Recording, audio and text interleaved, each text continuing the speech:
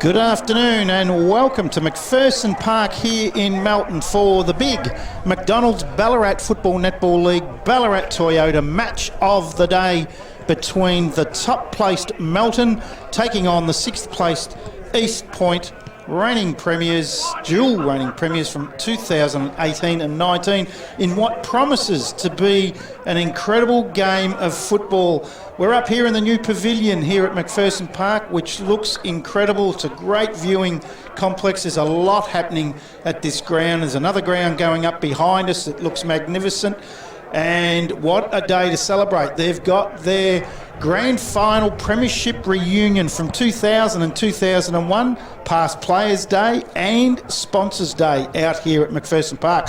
So it promises to be a ripper, but I would stay indoors or in your car and watch this because it is a top of 10 degrees out here, and my co-commentator for the afternoon, Kyle Pover, is rugged up like an Eskimo.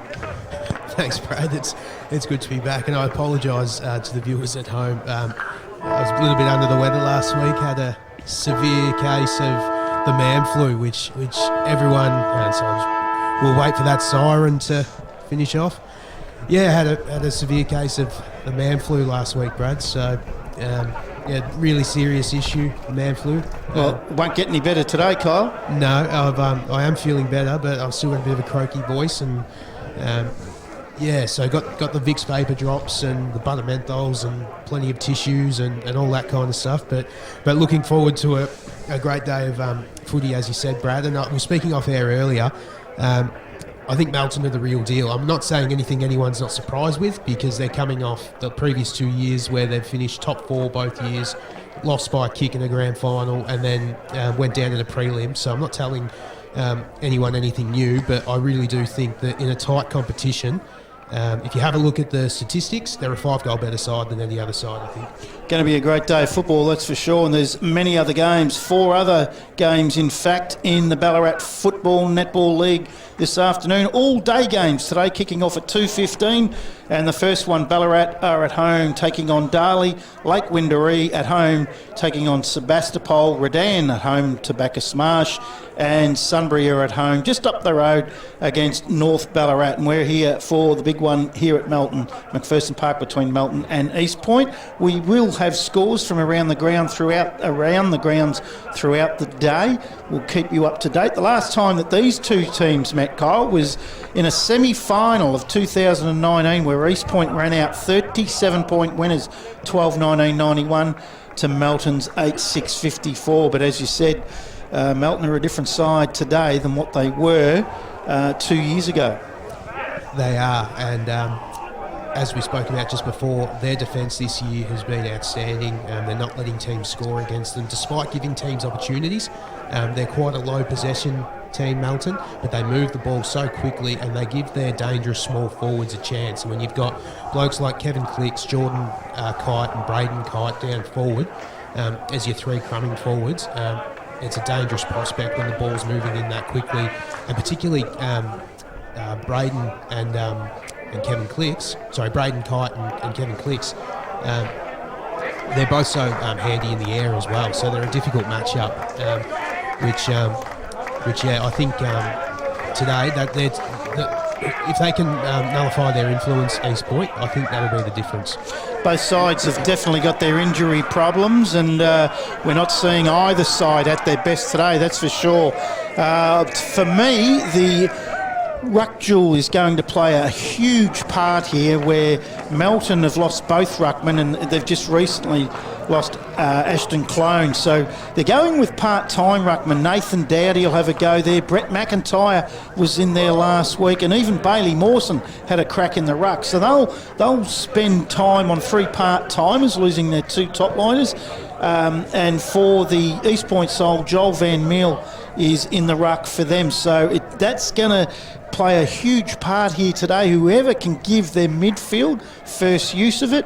So if it's guys for East Point such as Rodimer Onus, if he can get his hands on it, along with Matty Johnson, who was very good against even though they lost last week against Bacchus Marsh, And then you've got Ganley on the wing, Jordan Taylor in the middle, these type of guys.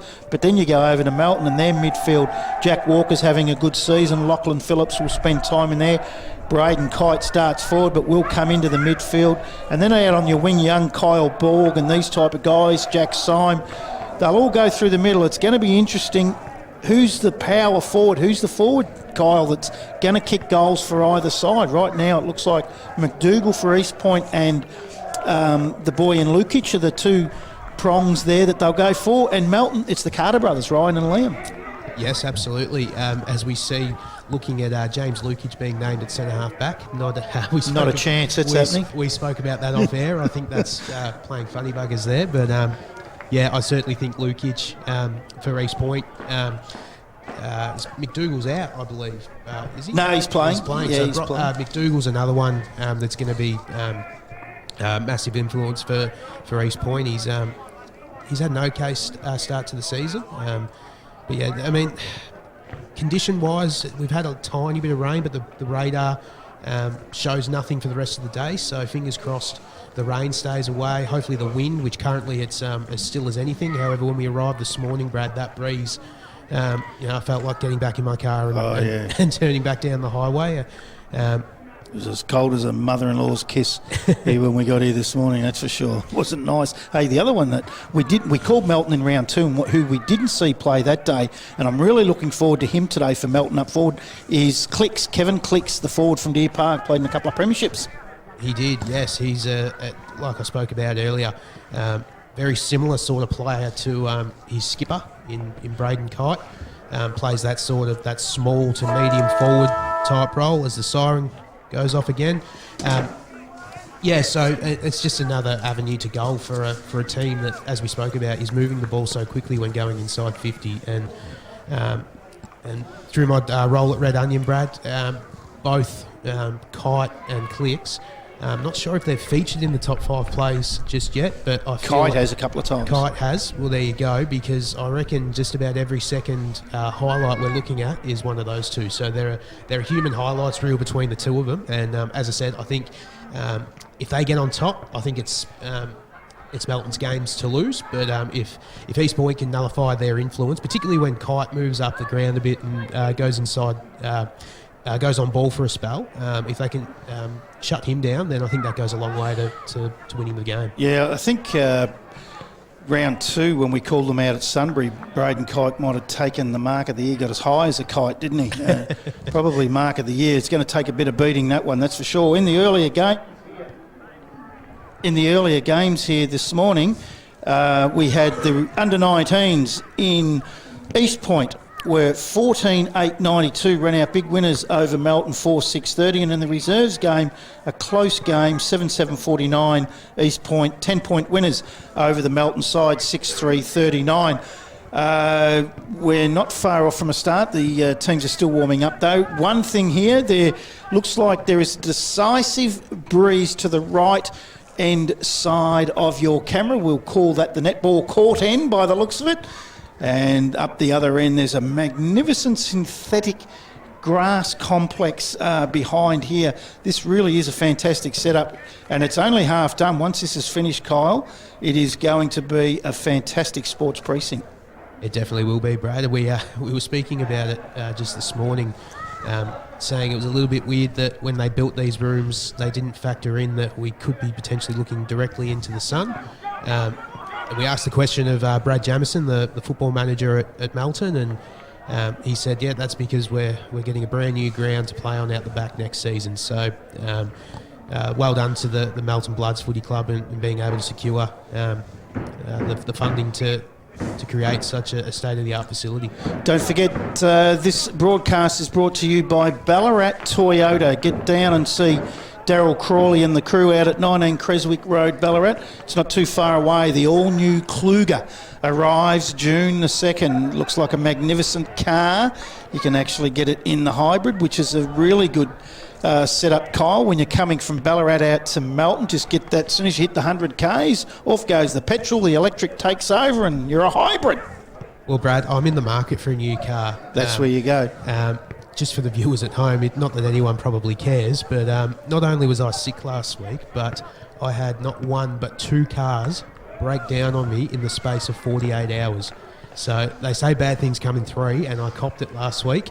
So I'm in the hunt for a new car. So if they can look after me at Ballarat Toyota, that'd be greatly appreciated. I'm sure Daryl Crawley is listening to the broadcast as we speak, so he'll be the guy to give a call. Hey, I'll tell you what, talking of cars too, Kyle, I haven't been out of the danger zone there either. I had a car accident in Melbourne 8 weeks ago, and only yesterday I picked up my car. But I must say, a very big thank you for all the guys out at Goldfields Collisions in Ballarat. Wasn't their fault it took so long. It was my car's parts had to come from America, and in this day and age with COVID, that took a little bit longer, and they were magnificent. They kept me in the loop all along through the process, so they made it very easy. That's exactly what you want.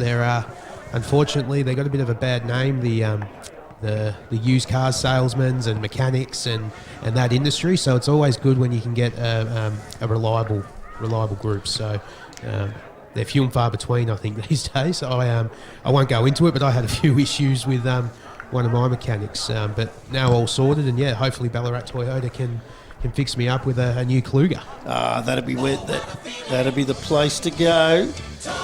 Yes, the old Daryl Crawley out there at Ballarat Toyota, 19 Creswick Road, the all-new Kluger, June 6. The two teams, or Melton, are just coming in together now for their what has become quite... what's the word I'm looking for, Kyle? The embrace before they're about to go in. There's always this come in and embrace, and it looks like this might get underway a little bit late, but just quickly before we go on to, I know this is the McDonald's Ballarat Football Netball League, but we must touch on the game last night where you're a St Kilda supporter, I'm a St Kilda supporter, and our looted cameraman Brock Wilson is a St Kilda supporter. 5 goals, 17 last night. Kyle, was that one of the worst performances in front of goal you've ever seen? Yep. That's bad kicking is bad football, Brad. And I think you watched it with an ex-St Kilda player too, just quietly, didn't you? I did, yes. He was laughing at me a few times at the frustrations that I was getting. And as I said to him at the time, I said, mate, Brett Ratten would have been wrapped with he went in with a clear plan. They executed it perfectly, except they just could not finish in front of goal. And it does not matter what level of football you are playing. If you cannot put it through the 2 big sticks, you are not going to win the game. It is as simple as that. Yeah, it certainly is. And we called a great game between Redan and Ballarat a few weeks ago out at City Oval, and I remember making the comment that day that Redan is one of the best kicking sides I've seen in a long, long time, and I really believe they might be as good as footballers as St Kilda, but I'll tell you what, they are definitely better kicks of the football than St Kilda. Well, as we know, Brad, unfortunately, particularly at AFL level for the last probably 10 to 15 years, it's being an athlete first. Yes. Then you need to be able to apply pressure, and then the skills are coming in third. And unfortunately, the way I look at it is your fitness can be taught. You can train that into someone. Someone can get fit quite easily, getting Ks into the legs. You can't teach people with that prowess around goal and technique and good skills. And it's just so basic. But, of course, we're just your everyday mug, Brad, that what would we know? But unfortunately, I really do think it's something that, particularly with the new rules, I think that people who can kick and are good decision makers are going to be a dime a dozen going into the future now. Now, it looks like Nathan Dowdy will start in the ruck for the Melton side with Ashton Crone out. He's gone straight in the middle. It will be, looks like Lockie Phillips is going to be in the middle too. And just as we're about to start this game, the sun has glaringly come out right in our face, which is going to make calling quite tricky. Also, you've got Tom Button starting in the middle, and it will obviously be Jack Walker as well for the Melton side, who has had a very, very good season as Jack Walker. If you can just have a look at a couple of matchups, if you can, Kyle, on predominantly who takes Kevin Clicks for Melton. They are going to kick right of screen Melton here at McPherson Park. Young Kyle Borg has gone to a wing, and Aidan Nestor has picked him up. So the intriguing thing is going to be some matchups here today because sides are so undermanned. Lukic is starting in the middle, who has played forward all year. They picked him in the side at centre-half back. We knew that wasn't going to happen. And we are just about to get underway. And the ruckman for East Point will be Christopher Harry, which is different as well. They get a quick kick out of the middle from Rodimer Onus. They go forward, the East Point side, flicked out the back, trying to pick that up there for East Point, but couldn't, was Whitaker, the co-captain with Matt Johnson. We'll have a bounce down, about 55 around from the East Point goal, kicking up to left of screen. Comes out now, hands out, quick kick forward. There's Clicks there. He knocks the ball forward, tackled, then is met quite heavily from front on.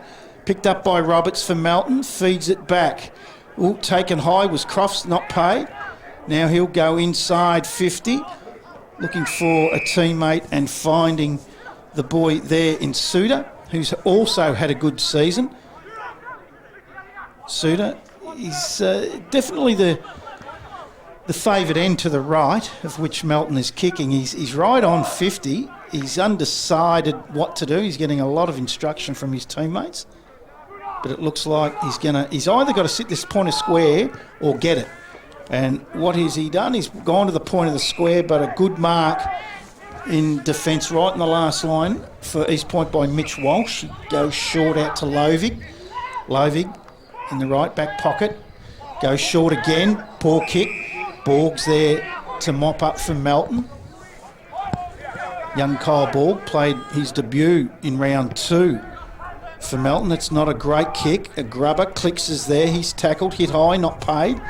Handball comes out now, but it's chopped off for the Melton side in Button. Button has a fresh area. East Point through the hands of Brown has his handball smothered right on the boundary line. The boundary umpire says that's out of bounds. We'll have a throw in. Early stages of the first quarter here at McPherson Park. It's hard to see anything with that sun glaring in the eyes as it comes in. East Point player all wrapped up.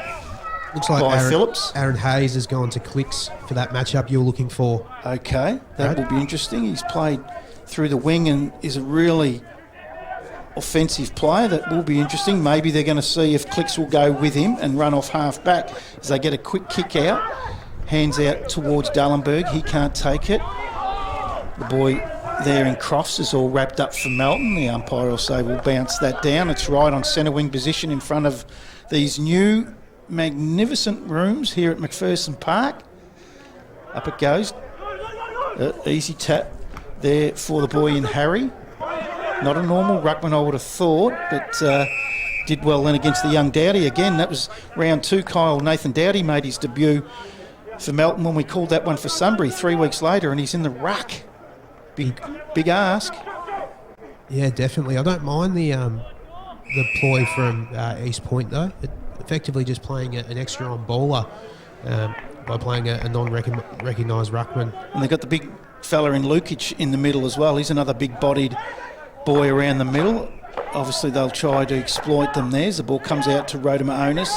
Handball's out towards Johnson. He can't take it. Fumbles. He's tackled by Borg. The umpire will control that again. In fact, it was Nestor at the bottom of the pack there. Up it goes. Dowdy grabs that one out of the ruck. Just gets his left foot to it. Nice hands out from Phillips. But Crofts can't take the ball. Now it's for Murphy for the East Point side. Goes to the wing, finds Nestor. Great tackle by young Borg. The umpire says, yeah, I'll reward that. Incorrect disposal. So Kyle Borg take the free kick. Centre wing position. Early stages still. A kick smothered there by Nestor. Comes out to the boy in Cotter. Cotter still there. Umpire's pulled another free kick. And it's going to go back to Borg again. Ball quickly plays on, goes for a high kick looking for Clicks, but coming at the back there was Harry, punches away. Quick hands out from Walker to Clicks, he's wrapped up. Good tackle there by Hayes. And that is a definite close checking role that Hayes has, Kyle, on Clicks. I think so, and I think he was spot on. I think they're going to look to run off Clicks with ball in hand, which is he's probably got the match up in size in the air as well. So it's not a bad idea from the East Point coaching staff. Lukic gets a hurried kick up towards the wing, looking for Darlenberg. He's wrapped up by Cotter. We'll have another bounce down, centre wing position. I would imagine with the way the breeze is playing here today, most of the play will be played on this side of the ground. Again, he takes the ball out of the ruck, does Dowdy. Quick hands off from Button, intercepted by Darlenberg. Gives the hands out, looking for a teammate Nesta. Gives it to Johnson. He's wrapped up three-way. Tackle, gets it out, though, to Lukic. Lukic to Nesta on the outside. Lowers some eyes. Gets a kick just inside 50 to the running boy there in East Point for Ganley. That's Jack Ganley. Goes for a kick across to the other pocket. And East Point all wrapped up. Gang tackled from a couple of players there in Melton, and one of them was Lachlan Walker. I think Ganley had every right to just keep running, maybe another 5 or so metres and having shot on goal there. Tried to do the team thing and go top of the goal square, but sometimes you probably just need to finish the job yourself.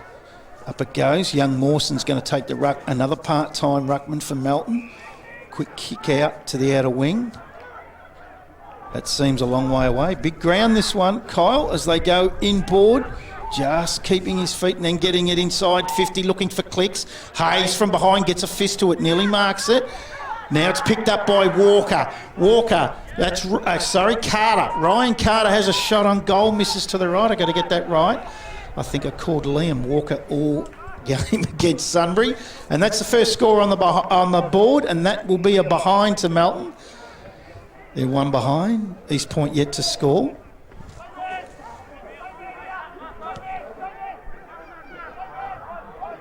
It'll be Hayes that'll bring the ball back into play for East Point. Goes the kick, but chopped off there for Melton. Oh, flying high from the back was Kite. Couldn't take the mark. In fact, the umpires paid a free kick. East Point now come out to this side of the ground to Harry Ganley. Been good since coming across to East Point. Oh, shocking kick, but was able to find Whittaker, luckily. He's Harry kick. Quick hands out from Button. Gets it off to his teammate and Hickey. Hickey with a long high kick towards the goal mouth. Picked up by Carter. That's Liam. Goes inboard. Looking for a teammate in Phillips. He can't hold the mark. We have a barrage of players all over that, and the umpire will bounce that down. 30 out from the Melton goal. Yeah, gee, I'm trying to be unselfish, but I reckon in that situation, you just take the kick yourself, take your time, step around the corner and bend it through. One behind on the board only, and that's to Melton. In this quarter, Harry kick on the left foot, snap from... I'll tell you what, he's got that. And I reckon it was Button. No, it wasn't Button. Very hard to see over there. And running back towards the middle. See if you can pick him up, Kyle. I've got my eyes on to see who it was. Just like him to turn his back, and then we'll get him. Yes, it was Lachlan Hickey with the first goal of the game. That takes them. Melton, 1-1-7. East Point yet to score. That is on your Ballarat Toyota scoreboard. Oh, what a feeling. Toyota. Pretty even battle so far in the ruck, Brad, I've noticed. 8 minutes gone in the first quarter here at McPherson Park. Big leap by Dowdy. Gets it out, but it's Rodimer Onus. Wins it, but the umpire says free kick. It'll come back.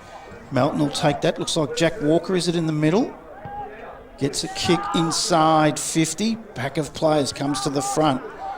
Hurried kick out for East Point towards the centre of the ground.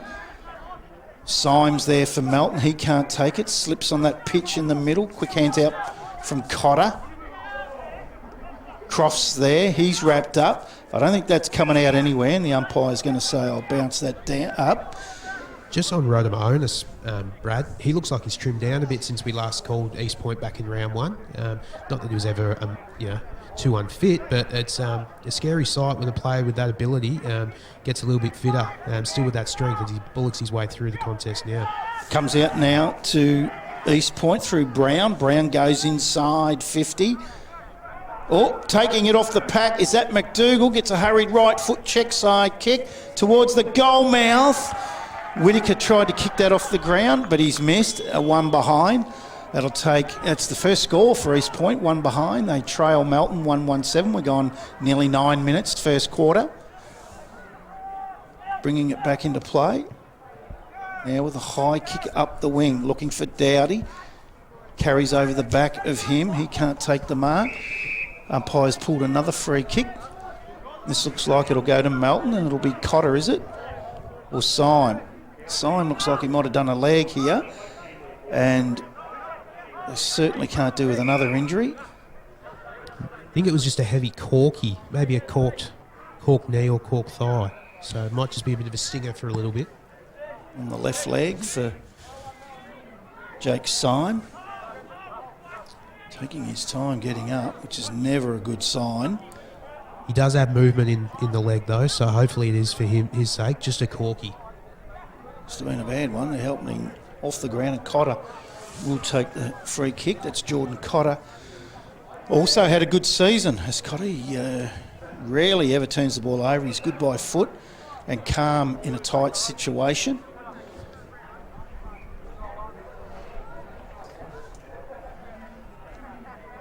So they'll just wait till they can get Syme off the ground before Cotter will take this free kick. We've gone 10.5 minutes. It's a 6-point lead to Melton. They probably want to be more ahead come the first break, Kyle, with that breeze going down that way. Yeah, definitely. They've had more of the play, but yeah, just haven't capitalised yet. So they take this so far, East Point, I think. Cotter goes back to Riley Walker, who in turn comes back up the line and finds Hanley. Centre wing position. He'll go short, looking for Liam Carter, and finds him. Right on the boundary line. Goes up towards 50. Rodimer Onus takes his opponent, Jack Walker, out over the boundary line. We'll have a boundary throw in 40 around from the Melton goal.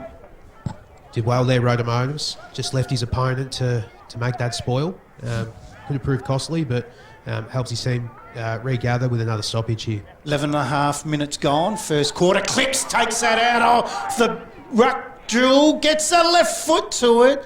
Sits up, but the boy there, Ryan Carter, couldn't collect it. Goes out over the boundary line. He looks dangerous, doesn't he, Kevin Clicks? He's very explosive. He's very explosive and very strong. He's going to be hard to tackle when he gets a full head of steam like that. Hayes playing him very close at this boundary throwing, which is a good idea. Carter takes it out of the ruck on the left foot. Misses to the right. That was Ryan Carter, gets his first score of the day, albeit a behind. And now that takes Melton to a 7-point lead, 1-8 to East Point 1-7. We've gone just over 12 minutes. First quarters, East Point bring the ball in out over the other side of the ground, and it's Aaron Hayes with it. Hayes, long kick up to the outer wing. Crofts at the back, can't take the mark. Rodimer Onus wins the ball at the front of the pack. Tries to handball it over to Brown. Ball taken out over the boundary line. We'll have a boundary throw in outer wing right in front of the old rooms. They tell me many a good night had it over there, Kyle. Earlier in the day, I was talking to a couple of locals and they said they've had some great times over there. I don't doubt that for a second. I don't doubt that for a second, Brad. I did see that you don't get a housing loan in Melton without a mullet. Mullet and tattoos. Is it? So I think that's the precursor here in Melton, Brad. As Thornton takes it away for East Point. Goes out towards the half-forward flank. Has that beaten players out over the boundary line? I think it has. And we'll have a boundary throw-in out of side. That looks like an old, what would you call that, a Cam Hill over there? It looks like... that'd be the corporate box, I reckon, Brad. Yeah, the corporate box. They look a bit cold out over there, that's for sure. As it comes into play, Dowdy and Van Meel comes to the front. It's Borg, takes it away from Melton, goes up towards 50. Clicks is there. Beautiful pick-up. He's tackled quickly, though. They're onto him really, really quickly, and he had prior, and the umpire's given the free kick, and that's Murphy. Murphy now will go short. looking for a teammate and finding Lukic. Lukic, defensive 50. Don't see him there that often. Has Ganley on the wing, or between wing and half back. And he takes the mark. That's Jack Ganley. Goes short. Finds a teammate in Lovig. Lovig goes in towards the middle of the ground, bustling through 2 and 3 tackles. Just getting his boot to the ball for East Point was Jones. Goes up towards centre half forward. Cotter to Roberts for Melton. Mops up. And they just able to take it away. Now Cooper. Cooper will go short to Jack Walker. Walker between half-back and wing. Goes up the wing. Ooh, sliding in, getting the free kick in the end was Lachlan Hickey. He was pushed in the back. Hickey on the wing. I reckon this wind might have even flicked around a bit. Goes towards Clicks, dives, couldn't take the mark. Ball beats him over the boundary line in front of Joel Gallagher. And it looks like Gallagher's gone to Clicks now and Hayes has gone back to Carter. So they're swapping the changes. In it comes Dowdy and the boy, big fella there in Van Meel who wins the tap. All wrapped up. We'll have another bounce down. It'll be Dowdy and Van Meel again. We've gone just over 15 minutes in the first quarter. Big leap by Dowdy. Doesn't win a decisive tap. Comes out the back. And he's been held by the jumper there is Taylor. He'll get the free kick. Taylor on the half-back flank. Gets onto the left foot. No, comes back to the right. Nice little chip up towards a wing. Cross from behind for Melton, though. Was very, very good coming over the back of Lukic and punching that out over the line. We'll have a boundary throw in centre wing position. Big Dowdy from behind. Grabs it out of the ruck against Van Meel. Forced forward now. Quick hands to the outside. Taylor's there for East Point. So is Button for Melton. All wrapped up. Another bounce down. This will happen a fair bit today, I would have thought, Kyle, in windy conditions. Yeah, definitely. But as I said before, Brad, I think East Point would be relatively happy with this start so far. Melton have been under control, but haven't been able to hurt them on the scoreboard. And as we know from last night, scoreboard pressure is the biggest form of pressure in our game. Cotter wins a free kick, high tackle on the wing, goes short. Now they're away through the agency of Walker. Beautiful kick and a great diving mark to Melton inside 50. And I reckon is it? That is the captain in Kite. It is Kite. I was actually having a think before this match, Brad. He's up there in the Tony Lockett medal. I think he's coming third or fourth. And I reckon he's got 2 best on ground so far. So he's potentially up there in the Henderson medal as well. So he's having a great season to begin with, skipper. And he's a chance to make some inroads today as Melton South have the bye. He's missed that to the left, so he could make some inroads on Dylan Conway, who's sitting on 15. Kite is on 10. And that was a behind to the left. It'll be brought into play by Lovig. Goes short. Ooh, met head on. Not paid. Rhoda Onus wins the ball. Gets a quick handball out to Nesta. Nesta onto the right leg. Finds his teammate in Walsh. Walsh now goes high to the outer side. Quick kick short towards half forward. They've done well here, East Point, to control the ball.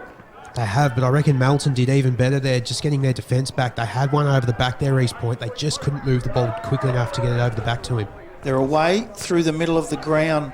Melton looking for Carter. He bends over. Now it comes out. They are away, and this is through Jordan Kite. Jordan Kite sits it up probably a little bit too high for Carter, and they are able to come out and defend over the boundary line. Was Gallagher. Boundary throw in, 50 around from the Melton goal. We've now gone 18 and a half minutes, 8-point lead to the Melton side. The Bloods out here at McPherson Park in the Ballarat Toyota match of the day. Clicks again. Dangerous around the stoppages. Gets the hands out to Walker. High kick looking for Carter. Comes to the front. Well roved, but he's met really solidly was Hickey. And the umpire has said Incorrect disposal. East Pointer away. They quickly get the ball forward, but it's Dowdy. Dowdy for Melton will send it back in quickly. Comes to the front of the pack. Beautifully roved by Billy Jones. Goes to the outer side through Hayes. Hayes now in a 1-on-2. Looks for a teammate on the outer side.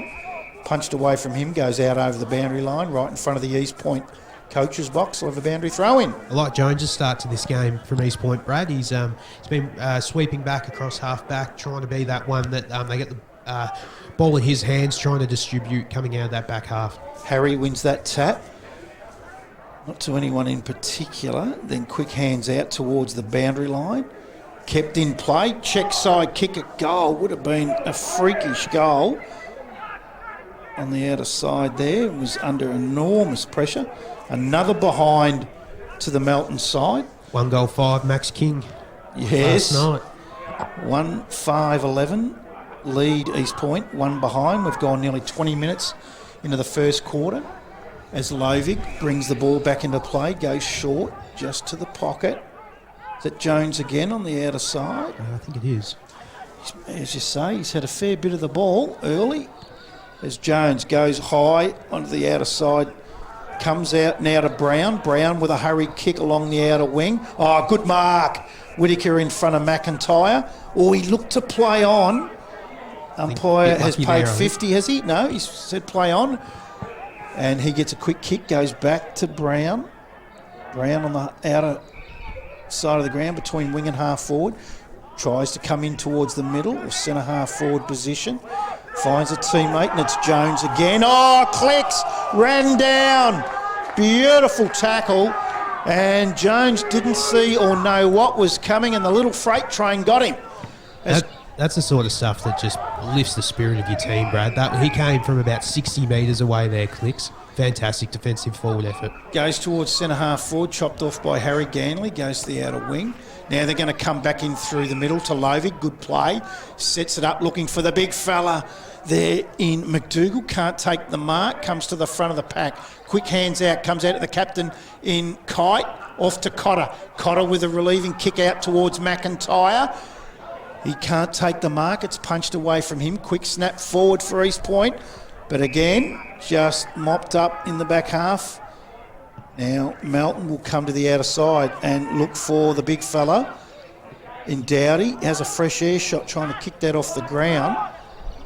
And then he's tackled. Now it comes out to Lovig for East Point. He'll send them back into attack. High looking for McDougall. Punched by Walker from behind. Then he mops up. Riley Walker. He'll go short and find the other Walker in the middle of the ground.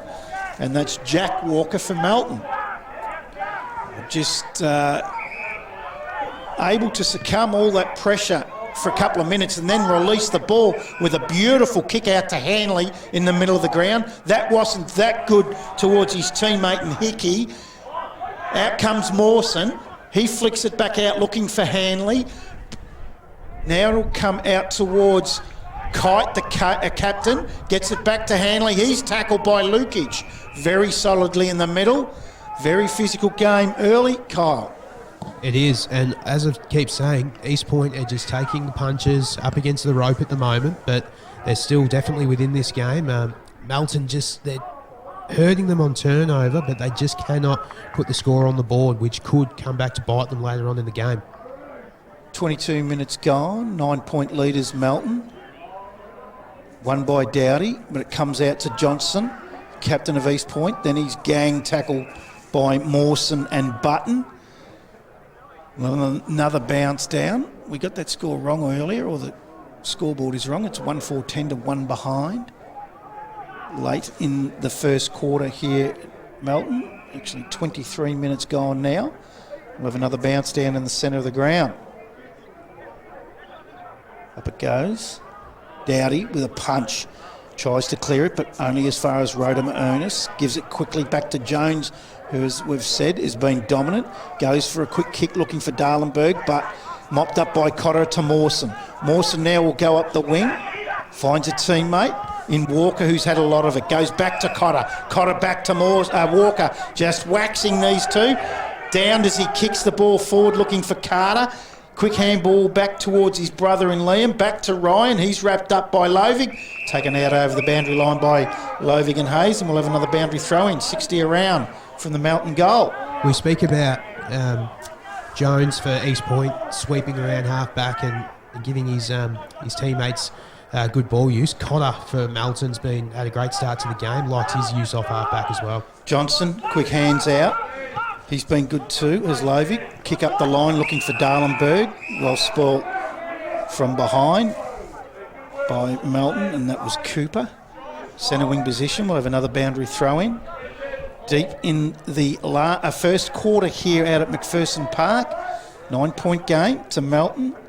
Comes forward. Quick kick out by Jack Walker. Goes towards Syme. Beats him on the bounce though. East Point trying to mop up was Murphy. Couldn't do so, but he's got a free kick. Drew Murphy at centre half back. Take the free kick for East Point. He's going to go very, very wide and long to the outer side. Finds a teammate in Harry Ganley. Harry Ganley up the line. They go short again. Comes back to Harry Ganley. Just controlling the footy. This is probably all they need to do against the scoring end. High kick looking for Darlenberg. He can't take the mark. And Brown was, or Whittaker it was, taking the ball out over the boundary line. Just for Ballarat Sports Medicine, Brad, Syme back on the ground. Must have only been a corky, as I said. Seems to be moving a lot freer now. That's good. 10 points. The lead, Melton, as the ball comes forward. Quick hands out. Johnson has his kick smothered. Gee, they're tackling well both sides. This time it's Cotter laying a big tackle on Brown. Right in front of the old grandstand here at Melton, the outer side of the ground. Up it goes. Doughty wins a tap close to his feet. It's going to be hard to win this one. Rhoda Onus, if anyone can, he can. Bullocking through. Again, gang tackling Melton. That's the order of the day. And umpire says you're not getting out of that. We'll have a bounce down. Outer wing position. 10-point lead to Melton. And we've gone 26 minutes into the first quarter. Thanks to Ballarat Toyota. Live stream McDonald's Ballarat Football Netball League match of the day. Ball comes out to Rhoda Onus. Has his kick smothered. Melton will go high forward looking for that boy in Syme. Punch from behind by... looked like Van Meel it was, and then beats all players out over the boundary line. In fact, it's gone out on the full, and Joel Gallagher will take the free kick for East Point. Gallagher now, who just kicked this high and long up the line. Try to get a contest. Punch from behind by Cross. Comes forward, quick hands out. But again, gang tackled. And both sides tackling has been super impressive in the first quarter here.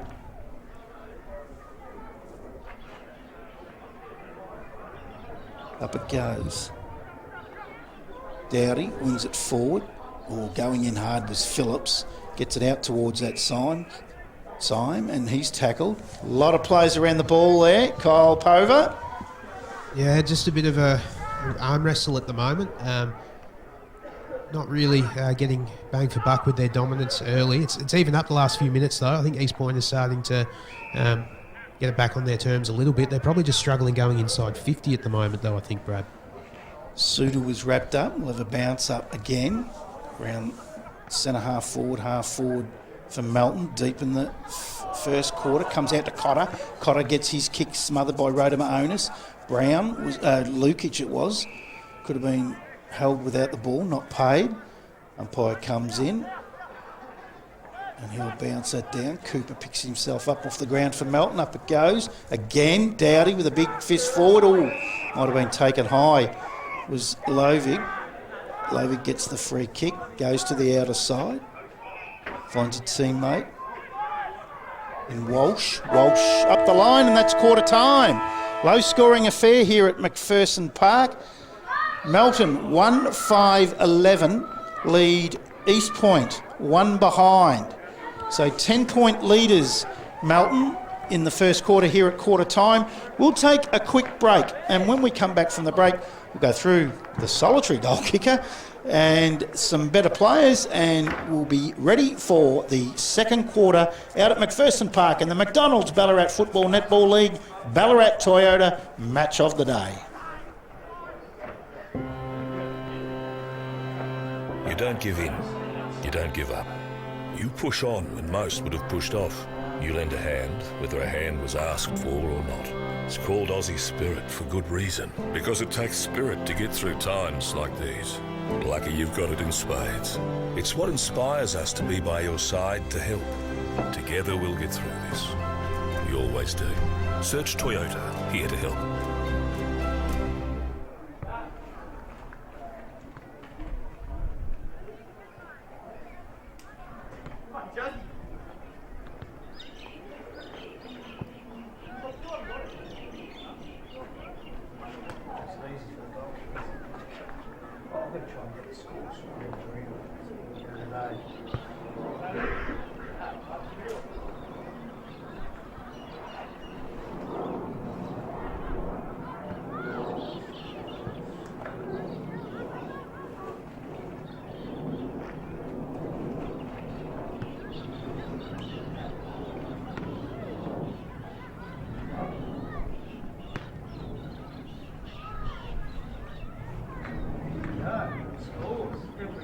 Every game.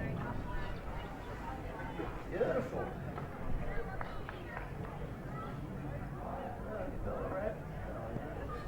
Late we reached 5 goals down to Sebastopol. And 7 points up. We're all close together.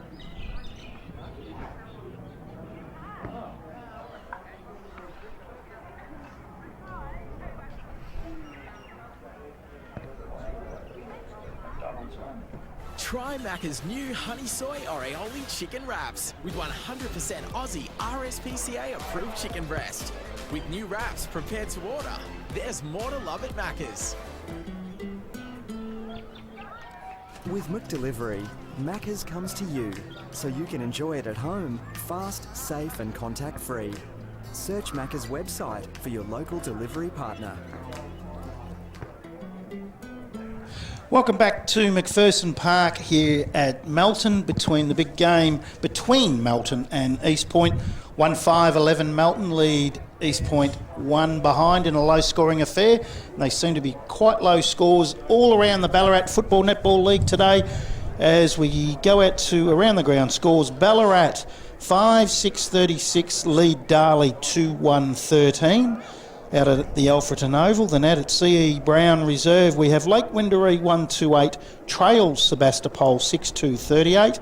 Out at City Oval, Redan 1-3-9, lead Bacchus Marsh 2 behinds. And out at Sunbury, 1 behind, trail North Ballarat 1-4-10. And of course here we have a conflicted score, 1-4-10 on the app. And the scoreboard has gone back to 1-4-10. It was 1-5-11. It's gone from 1-5-11 a few to times. 1-4-10. So I think now it's right. We'll go with 1-10. 1-4-10. Okay, we'll go with 1-4-10. I'll have to change that. Obviously, only the one goal kicker in this game so far to quarter time, and that was Lachlan Hickey for the Melton side. Better players, who did you think, firstly, for, let's say, Melton? Really, as I spoke about earlier in the call, Brad, really like Cotter's game off half-back, trying to set up play, which is the way Melton like to attack. They like to move the ball quickly from their back half. Really liked Jones, similar position, playing for East Point across half-back. Maybe turned the ball over a few times and did get caught out here on the half-forward flank with that brilliant rundown tackle by Kevin Clicks. As we just wait for the siren. Now, that tackle from Kevin Clicks, that's the sort of stuff you want your role players doing. To have one of your stars doing an act like that, Brad, it's something that it lifts your team, and it certainly gets the brownie points with the coach and the Melton supporters, because that was, as I said in the call, he came from about 70 metres away to make that tackle. It was a brilliant rundown tackle. So, I think Cotter and Clicks at either end of the ground for Melton, and then Jones coming off half-back for East Point. I think Rhoda Omis, I'm just going to have a look and see as to whether he's getting tagged, Brad. not necessarily one player going to him, pretty similar to the way Sebastopol went about him back in round one. They seem to have a few players going through him, and he's getting his hands on the footy, but he's not really having much of an impact because he's rushed with his possession because he's under constant pressure. So it'd be interesting to see as to whether that was a plan of the Melton coaching staff going into the game. Yeah, I think the young fella in the ruck for Melton, Nathan Dowdy, had a very good first quarter. He was getting his hands on it first all the time, which was giving their midfield a bit of it. But they defended really well East Point at times, and I thought Lovig up with Billy Jones up back was very, very good. They controlled the footy coming out. They didn't panic a lot. Aidan Nesterov liked his game on the wing as well. I think he's been very good, but has his opponent, Kyle Borg, was good too. So that's a really good contest on the wing at the moment that I'm watching between Nesta and the young boy in Borg. So that's been really good. East Point didn't get a lot of the ball forward, so we didn't see a lot yet of McDougall and these type of players up that front end of the ground. Braden Kite went onto the ball, started to get a little bit of it. So it'll be really interesting what happens now, being the scoring end to the right of screen, how these forwards stand up now for the East Point side.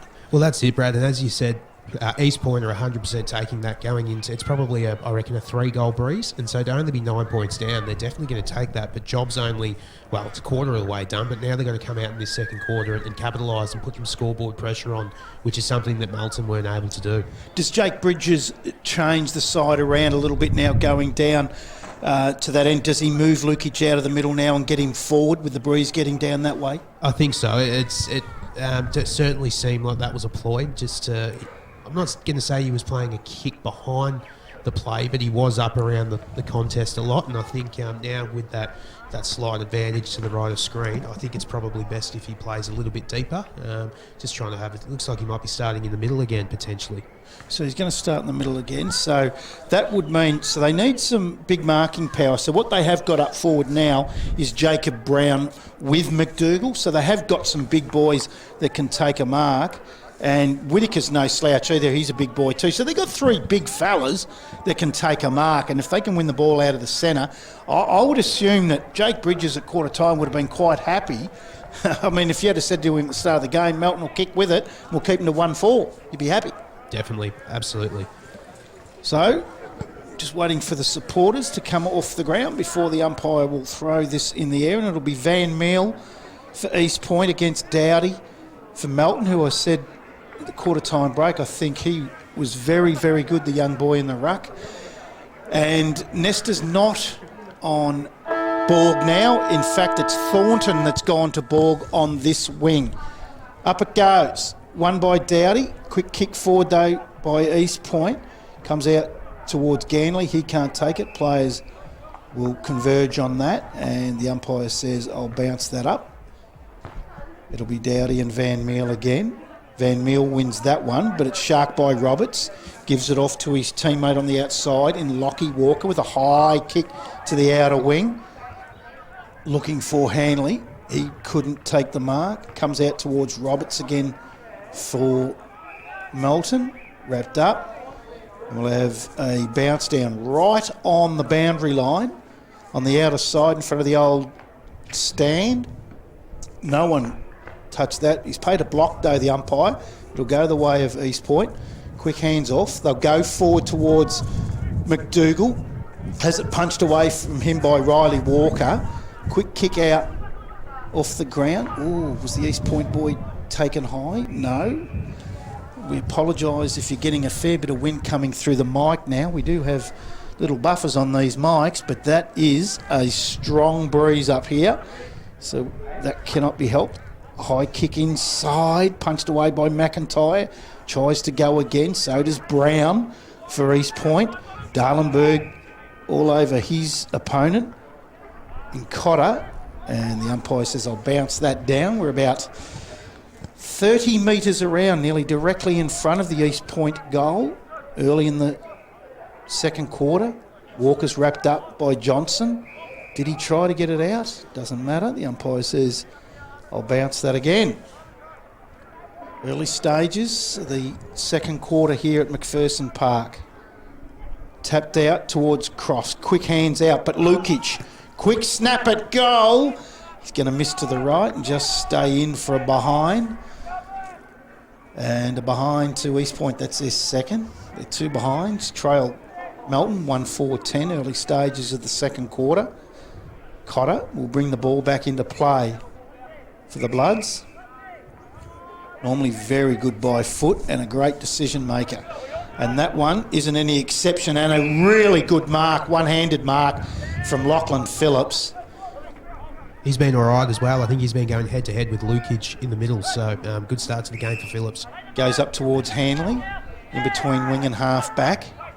Hanley now, short up the line, looking for Carter. He takes the mark, that's Liam. Liam right on centre wing position. Umpire tells him to play on. Gets a quick kick in towards Clicks. Clicks now in trouble, able to get the hands out, ducking underneath, and then wrapped up. Did he have Pryor? Was the boy in Button. Gets it out to Jones. Jones is tackled. And the umpire has called a ball up. Right at centre half forward position for the Melton side. Kicking up against the breeze. Van Meel from behind gets the tap. Comes back out. Dowdy. Quick hands. Walker. Hurried kick. High kick. Punched away by Walsh. Quick snap out from Melton by Lachlan Hickey. But he's missed everything. Gone out of bounds on the full. Will have a resultant free kick to East Point. Be taken by Aaron Hayes.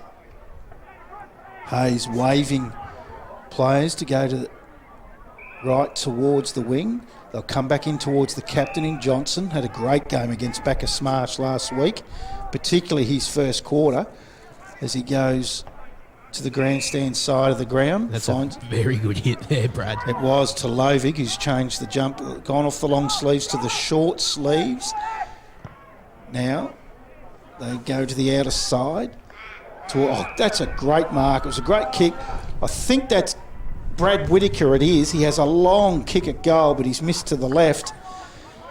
Great kick, great mark. It was like that ball movement there, Brad. It was just changing the angles, open the ground up, and just couldn't capitalise. They'll just need to hit the scoreboard, though.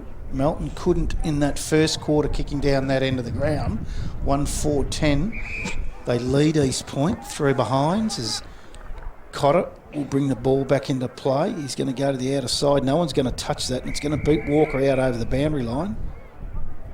But he did play on, I think. He did play on, so it won't be a free kick.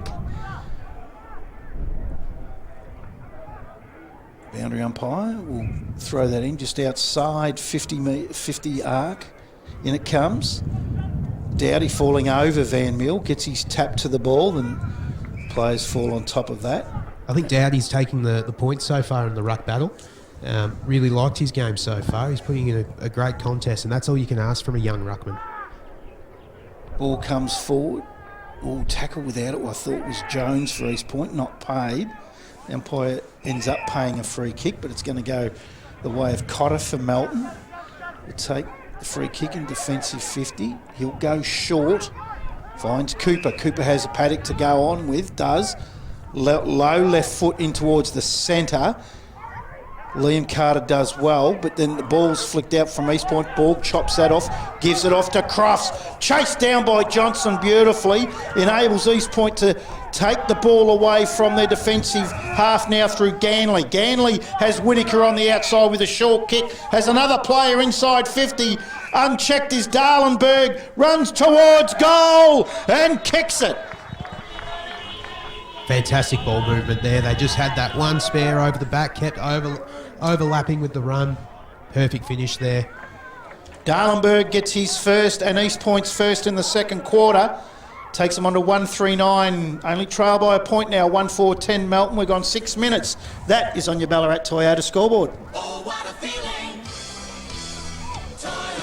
That was Jack Ganley here on the wing half forward area. Just that split-second decision to change where he was going to kick at the last minute and go with the outside the boot over to Whitaker.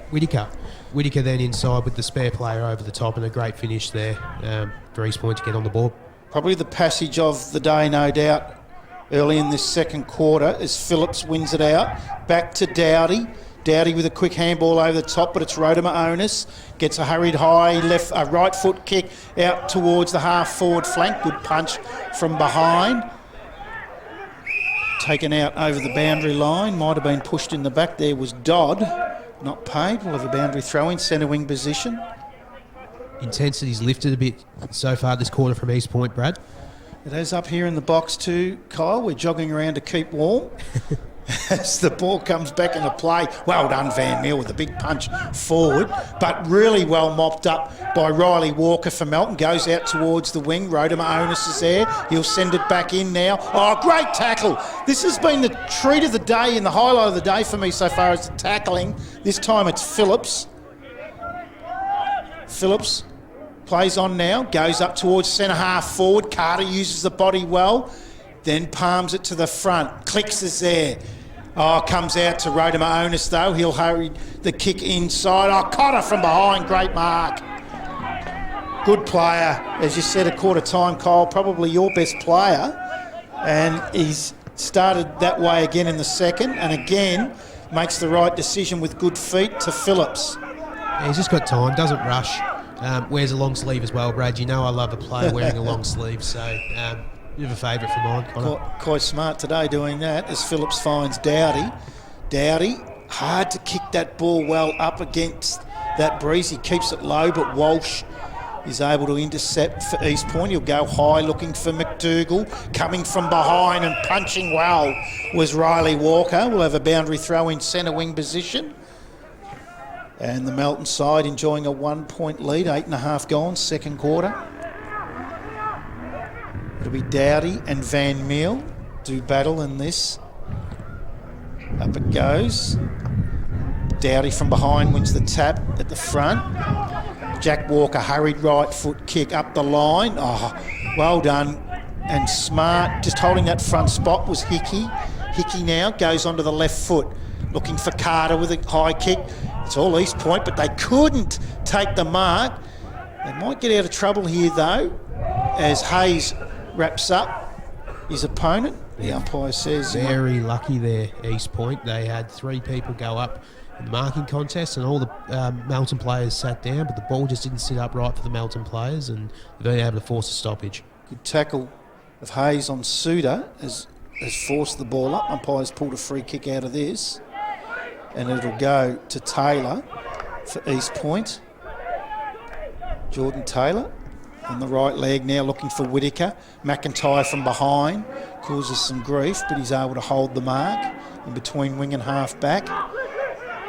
Whittaker goes high and long, right down the line. Oh, here he is again. He just reads the play better than most, does Cotter. Has Riley Walker on the outside and uses him. They're away for the outer side. Going outside, defensive 50. Finds that little... Geez, he can run. Borg takes a bounce. Takes a second bounce. Dares him to catch. Then goes along towards the outer side. Finds Clicks. Clicks gets the check side on the right leg. Oh. But just well mopped up there by Nesta. And Nesta takes the mark right on the last line of defence. Nearly play of the day there, Brad. That was fantastic there from Borg and then on to Clicks. Would have been a brilliant goal as Nesta finds Whittaker. Half-back flank. Goes up looking for Brown. Crofts nudges him under the ball. Goes over the back. Crofts able to mop up. No, not clean enough. But able to go back in and under. But Brown's good. Gets it out towards Rodimer Onus. Has... the boy in McDougall short if he wants him, does Johnson, but he decides to go longer. Unable to hold the mark was Jones. Cotter able to get them out of defence now. Up towards Liam Carter, comes to the front. Rodimer Onus tackled by Carter, able to get his leg to the ball quickly. That's Jack Walker back to Cotter. He's wrapped up. High kick out again from Walker, but it's all East Point and it's Walsh. Walsh will send him high into attack with a big kick. Goes over the back, Riley Walker. Chased down by Ganley. Ganley then mops up, tries to keep the ball in, does Roberts, but takes it out over the boundary line. We'll have a boundary throw in only about 10 metres around from the East Point goal. They trail by a point. 11.5 gone, second quarter. Perfect kick there from Johnson of East Point. Just couldn't hold the mark. Couldn't have done much more there, Johnson, with putting it to his forwards' favourable side. Van Meel taps it out the back, looking for Brown. Quick kick out for the East Point side in Dodd. Now, hands off, hurried snap. He's got it! That's Brown. And he gets their second. So East Point now are back in the game. Probably have never been out of it. Just in a low-scoring affair. Brown gets his first and gets their second. 2-3-15. They take the lead, East Point, 1-4-10 over Melton. 12.5 gone. That is on your Ballarat Toyota scoreboard. Oh, what a feeling. I think that was Bryce McDougall's goal there. He just stood up in the contest well, took the heat, got the handball out to the outside, and a great finish from Brown. Yes, another mullet is Brown. Lovely mullet. High kick quickly in again for East Point. McIntyre does battle with Whittaker. He's wrapped up. Brown just steals it. Gets it out to Dodd on the left foot. And he's got it. 2 within a minute. Wow. That's what happens with the breeze, Kyle. Quick kick out of the middle. Your big fellas contest the ball. It comes to the ground. Dodd snaps his first and their third. And that their second. Their third. The scoreboard's slower than I. And that will take them on to 3-3-21. They lead. Melton 1-4-10. That's on your Ballarat Toyota scoreboard. Oh, what a feeling. Let's double check that. Dallenberg, Dodd and Brown are the goal kickers. It was, and Brown was the one who set that up again, similar to McDougall with the previous goal. Just stood up strong in the tackle, released the handball out to the outside, and Dodd with a great left foot snap to finish off. They've got it now on the scoreboard as it goes down in the middle. Hurried kick out. Melton will want to clean this up as a quick hands out come out to Rodimer Onus from his teammate in Murphy. He goes forward. Umpire's pulled a free kick out of it. I think he's paid the mark, actually. He's paid the mark, and it's big McDougall right on the boundary line. Kick down towards that breeze. This is very gettable from that side of the ground, I would imagine. I was just about to say, if he hangs that to the far goal post, it should swing back through nicely. In he comes. Big McDougall. Sits back on it. He's going to miss to the left. That's a behind. That'll take them on a 3-4-22. They lead by 2 goals now, 1-4-10 Melton. Cotter will bring the ball back into play when it comes back to him. This is one of my bugbears in footy. The player is told that he's got to go get the ball. I don't like it. If I was East Point, I'd have someone sitting behind that goal, pay him a pie and a Coke, and get that ball back into play really quickly because you've got that breeze and you want every bit of it. Absolutely. In it comes, Cotter. Long kick to the outer side, and I know there's time on, but the momentum, the game's about momentum. They go back in towards goal. Just drop it. It's Dodd again. Roving gets a snap at, but just touched on the line. He looks dangerous around the front of the packs, does Joseph Dodd. He does, and great courage there from Connor again, just to get that fist, just to impact the contest late. He's having a blinder so far, although that kick before he'd want back.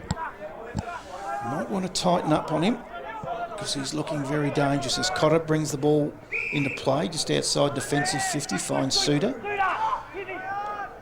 Umpire tells him now that you've got to play on, you've come off your line. Squares the kick up to his teammate in young Bailey Mawson. He's had a good season as well. That kick hasn't done him any good. Looking for Liam Carter. Beats him out over the boundary line. But young Bailey Mawson has had some good games this year. Since debuting, he's played some good footy. Across half back. Got a lot of courage, the young fella. As the ball comes back into play. Oh, nice tap from Dowdy. Nearly had Jack Walker on the move. He's all wrapped up. And we'll have a bounce down. Right on the centre wing position. Up it goes. Dowdy again, but it's only as far as Rhoda Onus. He's quickly tackled. Gets a high kick inside. Crofts flies and he's met by a couple of big players in McDougall and McIntyre, but gets up, goes back at it, wrapped up. We'll have a bounce down, 50 around from the East Point goal. A few courageous efforts from the Bloods, so coaching staff would be wrapped with some of these defensive efforts. 17 minutes gone, second quarter. 13-point leaders, East Point, kicking with the breeze down that end. It looks like this is going to be a close game all day. As Crofts is wrapped up inside the centre square, we'll have another bounce down.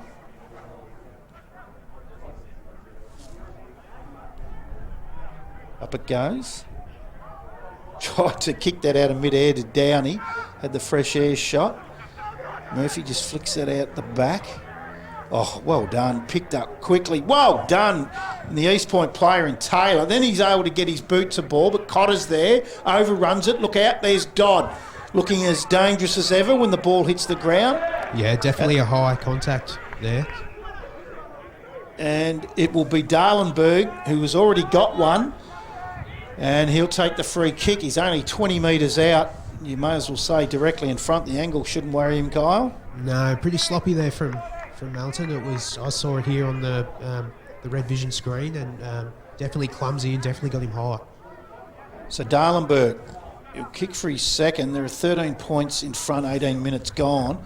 This will take him out to over 3 goals, the highest lead of the day, and he's got it. So Darlenberg gets his second and gets East Point's fourth, all in this quarter, which we did say at quarter time. Did Melton ask the question, did Melton kick enough in that first quarter with it? But they only got the one. Well, East Point have been able to get 4, and they are now 4 goals, 5-29. They lead Melton 1-4-10. We've gone nearly 19 minutes in the second quarter. That is on your Ballarat Toyota scoreboard. Oh, what a feeling. Toyota. Making the most of the breeze, Brad. That's the difference in the game so far. Yeah, It's been pretty even. Yes, it has, and this is the biggest margin of the day, and Melton just want to close up shop here. If they can get one against the Tide, but this won't help when the ball goes inside 50 for East Point, but able to take the mark was Walker. It's Lachlan Walker. Goes to Jack Walker, in between wing and half back. Lowers the eyes, nice kick. Hits the target in Liam Carter. Liam Carter quickly reels around onto the right leg. Oh, nice mark. This captain has got one of the greatest pairs of hands for a small boy in Braden Kite. Finds Clicks, and they've got the one that we've asked for. No. Missed to the left. Wow, that would have been the one, Kyle, that just would have steadied the ship against the Tide and against the breeze. Yeah. Probably should have finished from there as well. He had probably a bit more time than what he first thought there, Clicks. Gee, Braden Kite's got a great pair of hands for a little fella. He one clunks every time and takes the ball at its highest point as East Point bring the ball back into play. Walsh smartly hits the ball over the back. Now they're away, and it's through the agency of Murphy, but the handball's not that great. Picked up by Phillips. Phillips hands off. Now it's Brown for East Point. Gets a quick kick up towards Whittaker and McIntyre. Goes over the back. Whittaker gets it to the right leg. Does he get the right bounce? No, he doesn't. Misses to the left. And Brad Whittaker unable to kick his first for the day. So the umpires called Cotter to come back in as he tried to kick in to Crofts. So Cotter plays on quickly. In fact, it's Riley Walker. Riley Walker on the right leg up towards Liam Carter. Punch from behind by Van Meel. All wrapped up is Phillips, and we'll have a bounce down on the half-forward flank for East Point. Up it goes. Carter, nice tap. Goes out towards Phillips. Quick hands out from Walker to Roberts. Roberts now inside to Crofts. Oh, dangerous high handball to McIntyre. Under pressure. Sits that one up. Goes straight to East Point, and here he is again. Dodd, but he's missed to the right. Could have put him to not sleep, but made it very hard for him. Yeah, their forward pressure at the moment, Brad, is just relentless.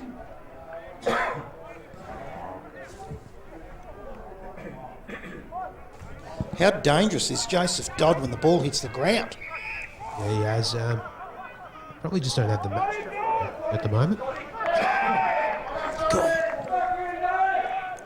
Now, here he is again, and he's going to get another shot on goal. And he has had a super quarter, has Dodd. Now again, Brad, the way the breeze is going, he aims it at the far left-hand goalpost and should bring it straight back through. He's a left footer, so I reckon he's putting it straight through because, as we know, left footers are better kicks. Definitely the right side for a left footer. He sets that up. Not a problem. And lets the crowd know as Dodd gets his second and he is having some sort of quarter. I might just get you to have a look at who goes to him, Kyle, because they might want to be a little bit tighter. He's just such a dangerous little small forward. And that takes them on to 5-7-37 East Point. They lead Melton 1-5-11. We've gone 22 and a half second quarter thanks to Ballarat Toyota. Oh, what a feeling. Toyota. Ball back in the middle. Goes to ground. Now quickly taken out by Walker for Melton. Goes inside 50. Clicks was pushed in the back, not paid.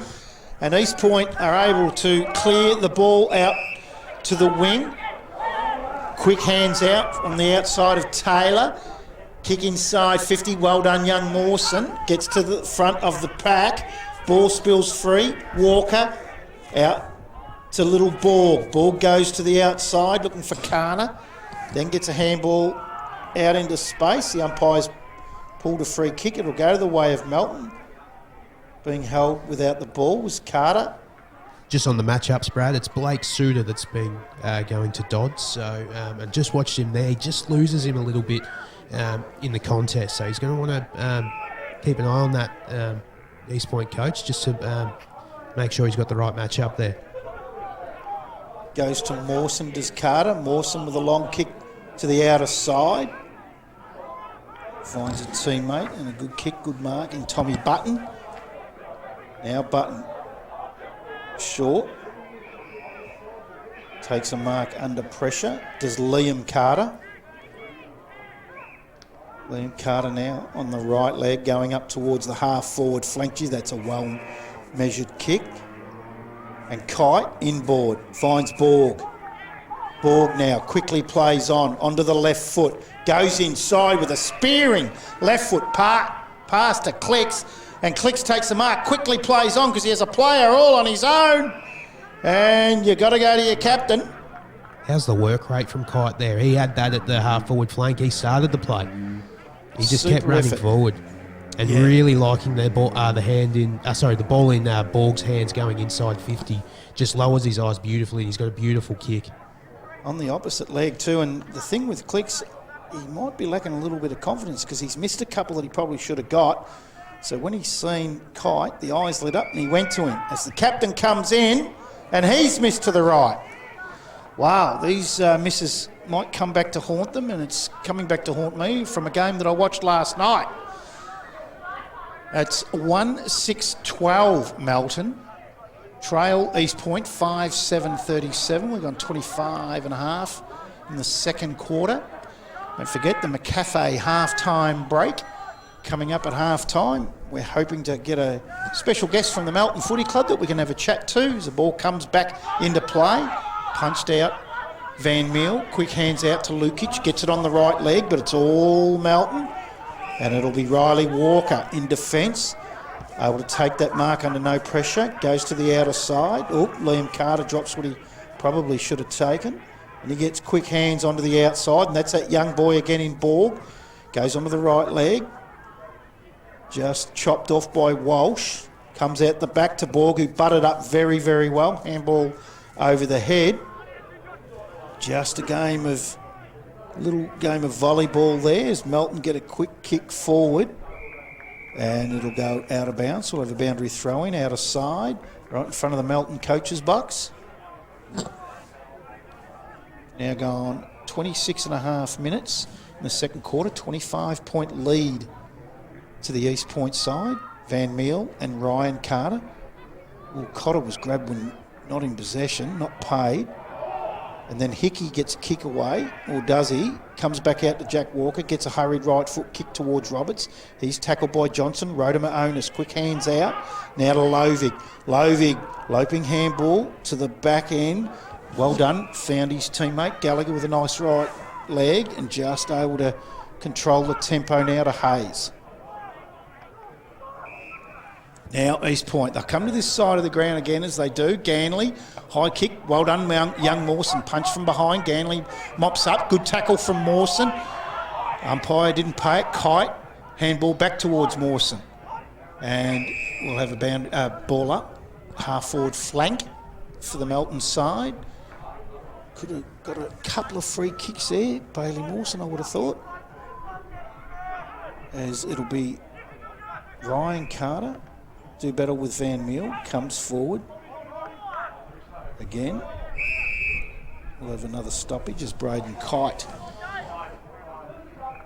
tackles his opponent in Ganley. It's Harry Ganley. Up it goes. Van Meel takes it out. Fresh air shot, misses. Cotter's in underneath. He's moved onto the ball. Kyle, come out of that back half now. For Melton is Jordan Cotter. Probably just looking to get the ball in his hands more often, particularly going inside 50. Gone to Lukic at the minute. It's up it goes. Van Meel. Rodimer Onus gets the handball out to Lukic. High kick. Darlenberg just pushed out under the ball by his opponent. And Cooper. Cooper will go to his left foot. Sits it up along the line, looking for Carter. Lukic backs back, well roved by Hanley. Kept the ball in play, able to get his leg to the ball. At the front is Jack Walker. Blind turn, gives it off to Cotter. Great vision with the right leg inside. Picked up by is it Hanley? No, it's not. They've missed again. It's Tommy Button.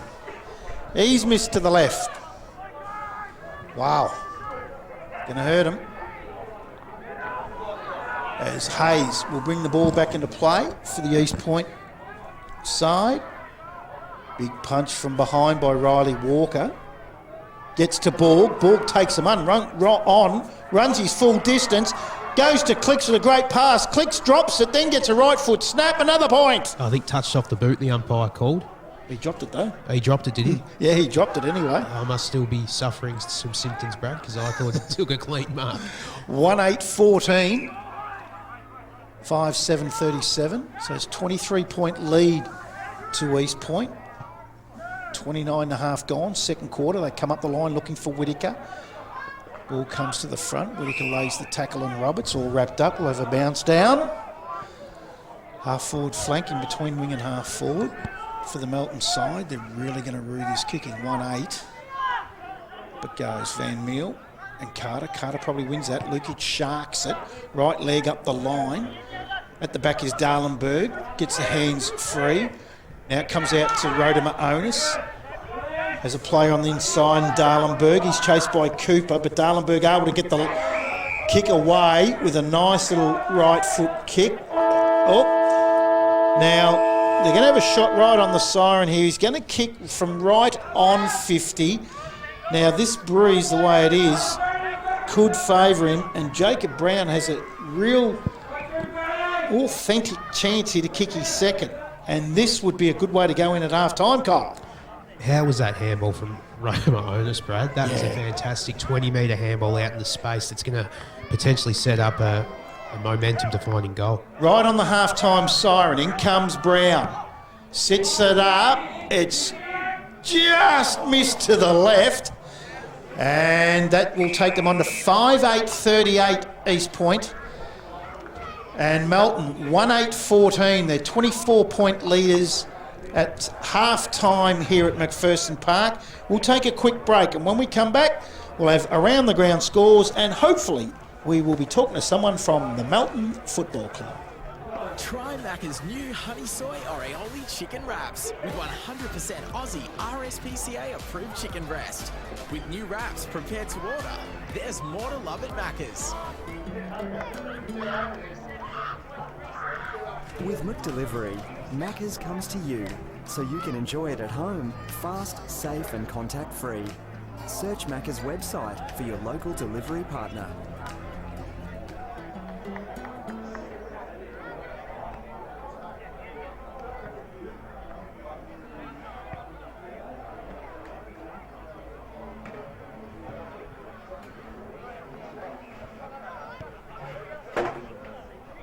Ballarat 4 points up over Darling. 31 points Sebastopol. Becca Smash 11 points up over Redan. 5 goals North Ballarat up over Sutton.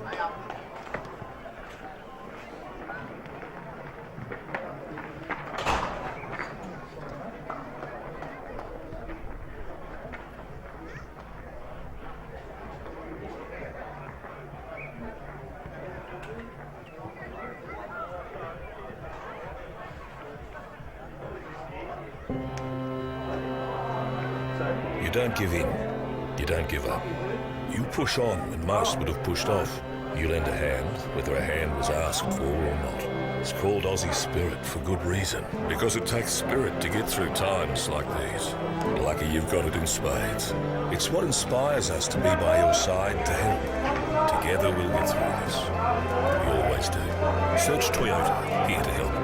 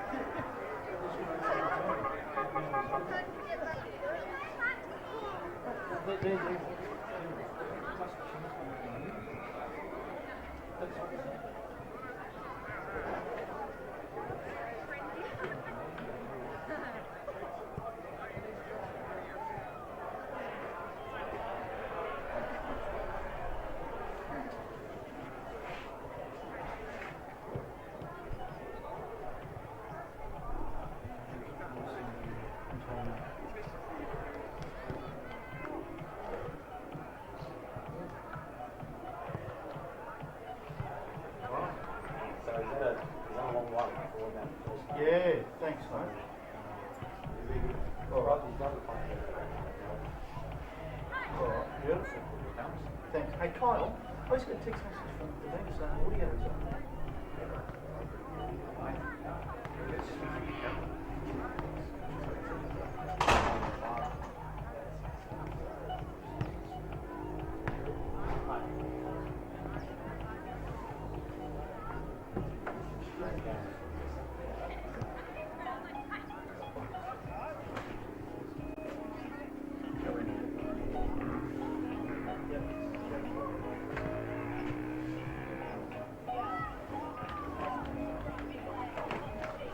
Oh, he needs to swing the camera in. So what I want to do is get... Hi, so Brad Sinclair. Okay, mate. Hey, do you want to come in? Lockie, how are you? Good stuff. You just do it. You just go in there.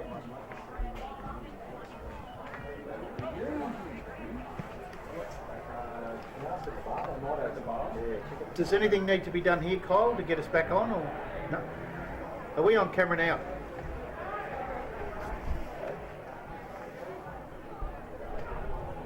Welcome back to McPherson Park here at the McCafe half-time break, which sees 5-8-38 East Point lead Melton 1-8-14 in a tightly contested game, very physical, great tackling.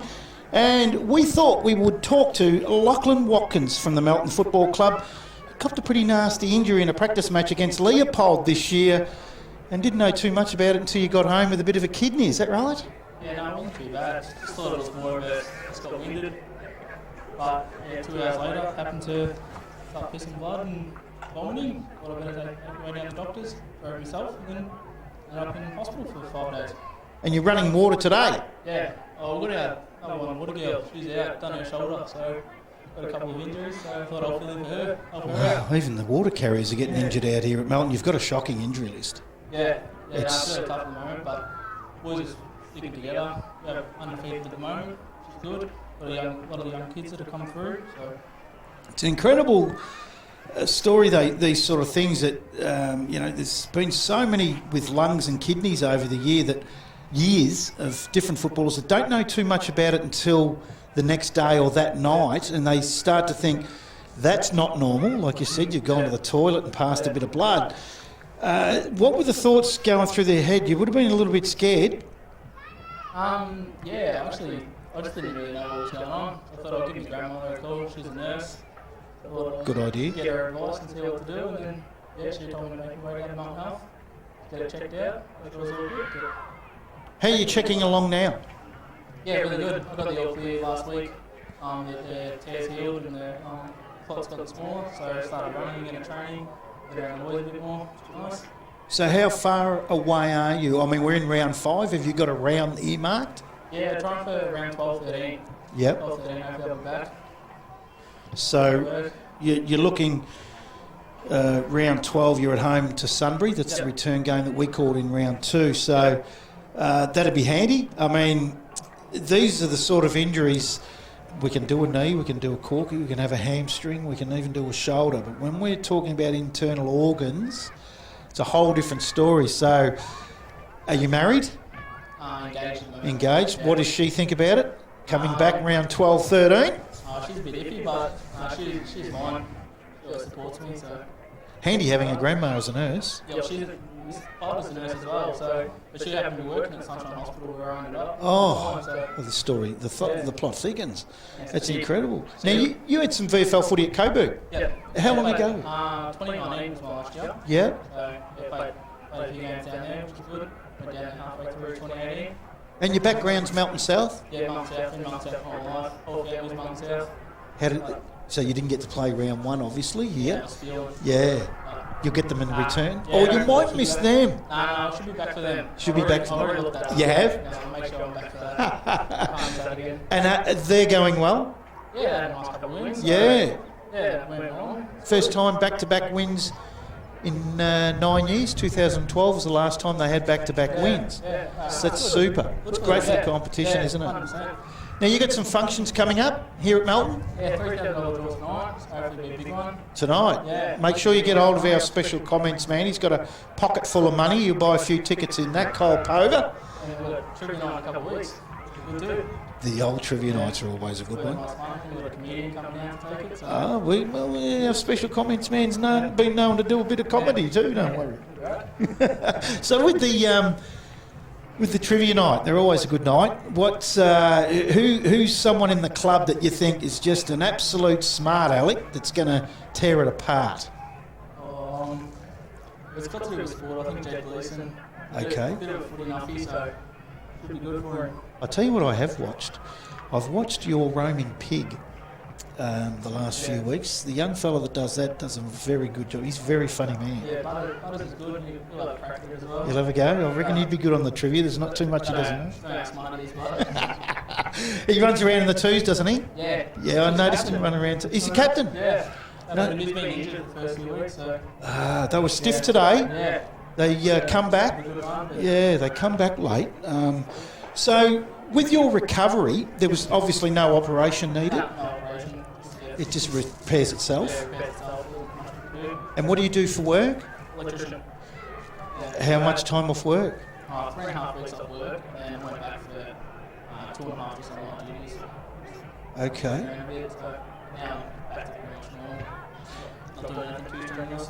You're having a good year, Melton. They're 4-0 coming into today. They've had a good season. I mean, a little bit in trouble at half time, 4 goals down. The kicking for goal that's cost them, hasn't it? They could be right in it, particularly in the second half of that quarter against the Breeze. They had shots on goal. If they hadn't nailed them, they were within a goal or two at half time, then coming back. What do you think that Aaron Timms would be saying to them right now? I think at this point she's taking her opportunities when they can. I think we just trust that process, get a one-on-one footy, make sure we beat our mid. I think it's worked for the last few weeks. We sort of thereabouts at Darley last week and went in the second half. We made sure that our fitness over the pre-season's been really good, so hopefully we just back ourselves and run over the top of them. The precinct out here looks magnificent with what's happened here, the building, the ground out the back. You've got the synthetic track out the back, really good setup. Yep. Yeah, no, really good. It was really nice over the pre-season. We had a little AFLX competition, which was nice and fun over there. Bit of 7-on-7. Oh, okay. Yeah, nice little pre-season exercise. Okay. Bit of competitiveness, considering we didn't get to play last year. So you'd be champion of the bit, waiting to get back. You say you're back into running. When can you get back into some contact? 6 weeks till contact. Yep. So 11 or 6 weeks till contact, and then hopefully, 1 or 2 weeks after that, I should be back playing. All right. Thanks for joining us, Lockie. It's a good story when with what happened last week as well, players get injured, and it's good to hear them coming back. Let's hope also Dyson Stevens can make a good recovery, and it's not about footy, it's just he can come back. Yeah, definitely puts things into perspective. It does. But all the boys have been really good. Like anyone that gets injured, everyone gets around them. Hopefully we get around Dyson. Hopefully you can get him back down the club sometime in the near future and get him helping out on the bench or... Yeah, it's a footy club's the place to be when these things happen, because you got your mates and you just get back and the mateship is what footy's all about, really, at the end of the day, isn't it? Yeah, that's it. I was really surprised when I got injured with the amount of messages that you get from all the players. Yeah, a bit different down here, so it's nice. It's magnificent. All right, Lockie, thanks for joining us here at the McCafe halftime break. Hopefully we see you back round 12 or 13 like you've penciled in, and let's hope it's against Melton South, and we'll make sure that we have someone out here looking at that, and it'll be really interesting to see. Thanks for joining us, and all the best running. How you feeling just before you go? How you feeling running the water out there? How's the body feel? It's good. It's good being back out in the ground, just moving around a bit. Hearing nice. the jokes and the bit of... is there a bit of talking going some on players. out there today? Is there a bit... there's been a couple little... Sledging? Couple little sledges, Is but there? nothing too bad. Who's the Nothing best out of the sledger ordinary. at Melton? I reckon Kevin Clicks would have to be, wouldn't he? Who's the best Yeah, sledger? Braden Kite looks like he goes all right with it. I reckon Cotty will get into him a bit. Yeah. Geordie Cotter loves it. He loves it? He loves it, yeah. He's had a ripping first half. Yeah, it's a ripping year, actually. Yes. Yeah, all year's been really good for us. Him and Jack Walker. Yes, he's again today. Yeah, amazing, the two of them. All right, mate, thanks for joining us. All the best in your recovery, and let's hope we see you back out here very soon. Cheers, mate. Thanks. Thank you. All right, we might take a quick break. When we come back from the break, we'll go through some goal kickers and around the ground scores here at McPherson Park. You don't give in. You don't give up. You push on when most would have pushed off. You lend a hand, whether a hand was asked for or not. It's called Aussie Spirit for good reason, because it takes spirit to get through times like these. Lucky you've got it in spades. It's what inspires us to be by your side to help. Together we'll get through this. We always do. Search Toyota, here to help. Try Macca's new honey soy or aioli chicken wraps with 100% Aussie RSPCA approved chicken breast. With new wraps prepared to order, there's more to love at Macca's. With McDelivery, Macca's comes to you, so you can enjoy it at home, fast, safe and contact-free. Search Macca's website for your local delivery partner. Welcome back here at McPherson Park as East Point just come back on the ground. The umpires are back out on the ground. It's been a tight first half, really, 1-8-14 to 5-8-38. You wouldn't think it was a 4-goal deficit. It's closer than what that scoreboard says. Goal kickers for East Point. We have 2 to Darlenberg, 2 to Dodd, and 1 to Jacob Brown. And for the Melton side, just the one in the first quarter to Hickey. They have been terribly inaccurate. Scores around the ground. Grounds for the McDonald's Ballarat Football Netball League. Ballarat 6-7-43. 4-point leaders over Darley 6-3-39. Lake Windaree 3-4-22. Down to Sebastopol 8-5-53. Redan 1-7-13, having a similar day to Melton off the boot, and Bacchus Smasher 3-6-24. Sunbury haven't kicked a goal to half time, 3 behinds. North Ballarat 4-9-33, and Melton obviously here. They're saying, well, our score is 1-8-14 to 5-8-38. What I will say, by the looks of those scores, it is a very similar day everywhere in Victoria as it is out here at McPherson Park. Interesting to listen to Lockie Watkins there, just about those sort of injuries when it's to do with internal organs and kidneys and livers and they're not a good thing, and as we spoke about, young Dyson Stevens going down with a neck injury last week, and hopefully he makes a full recovery and quickly, and he's okay. So injuries, I mean, even their water girl has done a shoulder, Kyle. What's happening? I don't know. Maybe it's because it's that bloody cold out here, Brad. But It could be the too. muscles just aren't warming up.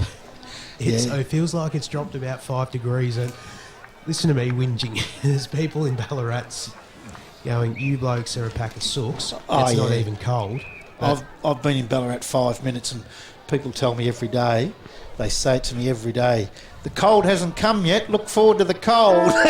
And I laugh, I think, oh my God. What a beautiful city it is though, Ballarat. Absolutely love it. It could be -4 every day out there, Kyle, and I wouldn't worry me. It's such a beautiful historic town, the buildings, the architecture. I know we're a footy broadcast, but I'm just getting a little bit sentimental. I love culture, and there's a lot of culture in Ballarat. there is, and we've spoken about it. Love the culture at some of their grounds. Love the old grandstand out at Yes. City Oval. Love Eastern the Oval. Eastern Oval. And then you've got a state-of-the-art facility in Mars Stadium. There's not too many local footy leagues that have access to such an asset such as Mars Stadium. So they're very lucky, North Ballarat, and obviously the league playing the grand finals there.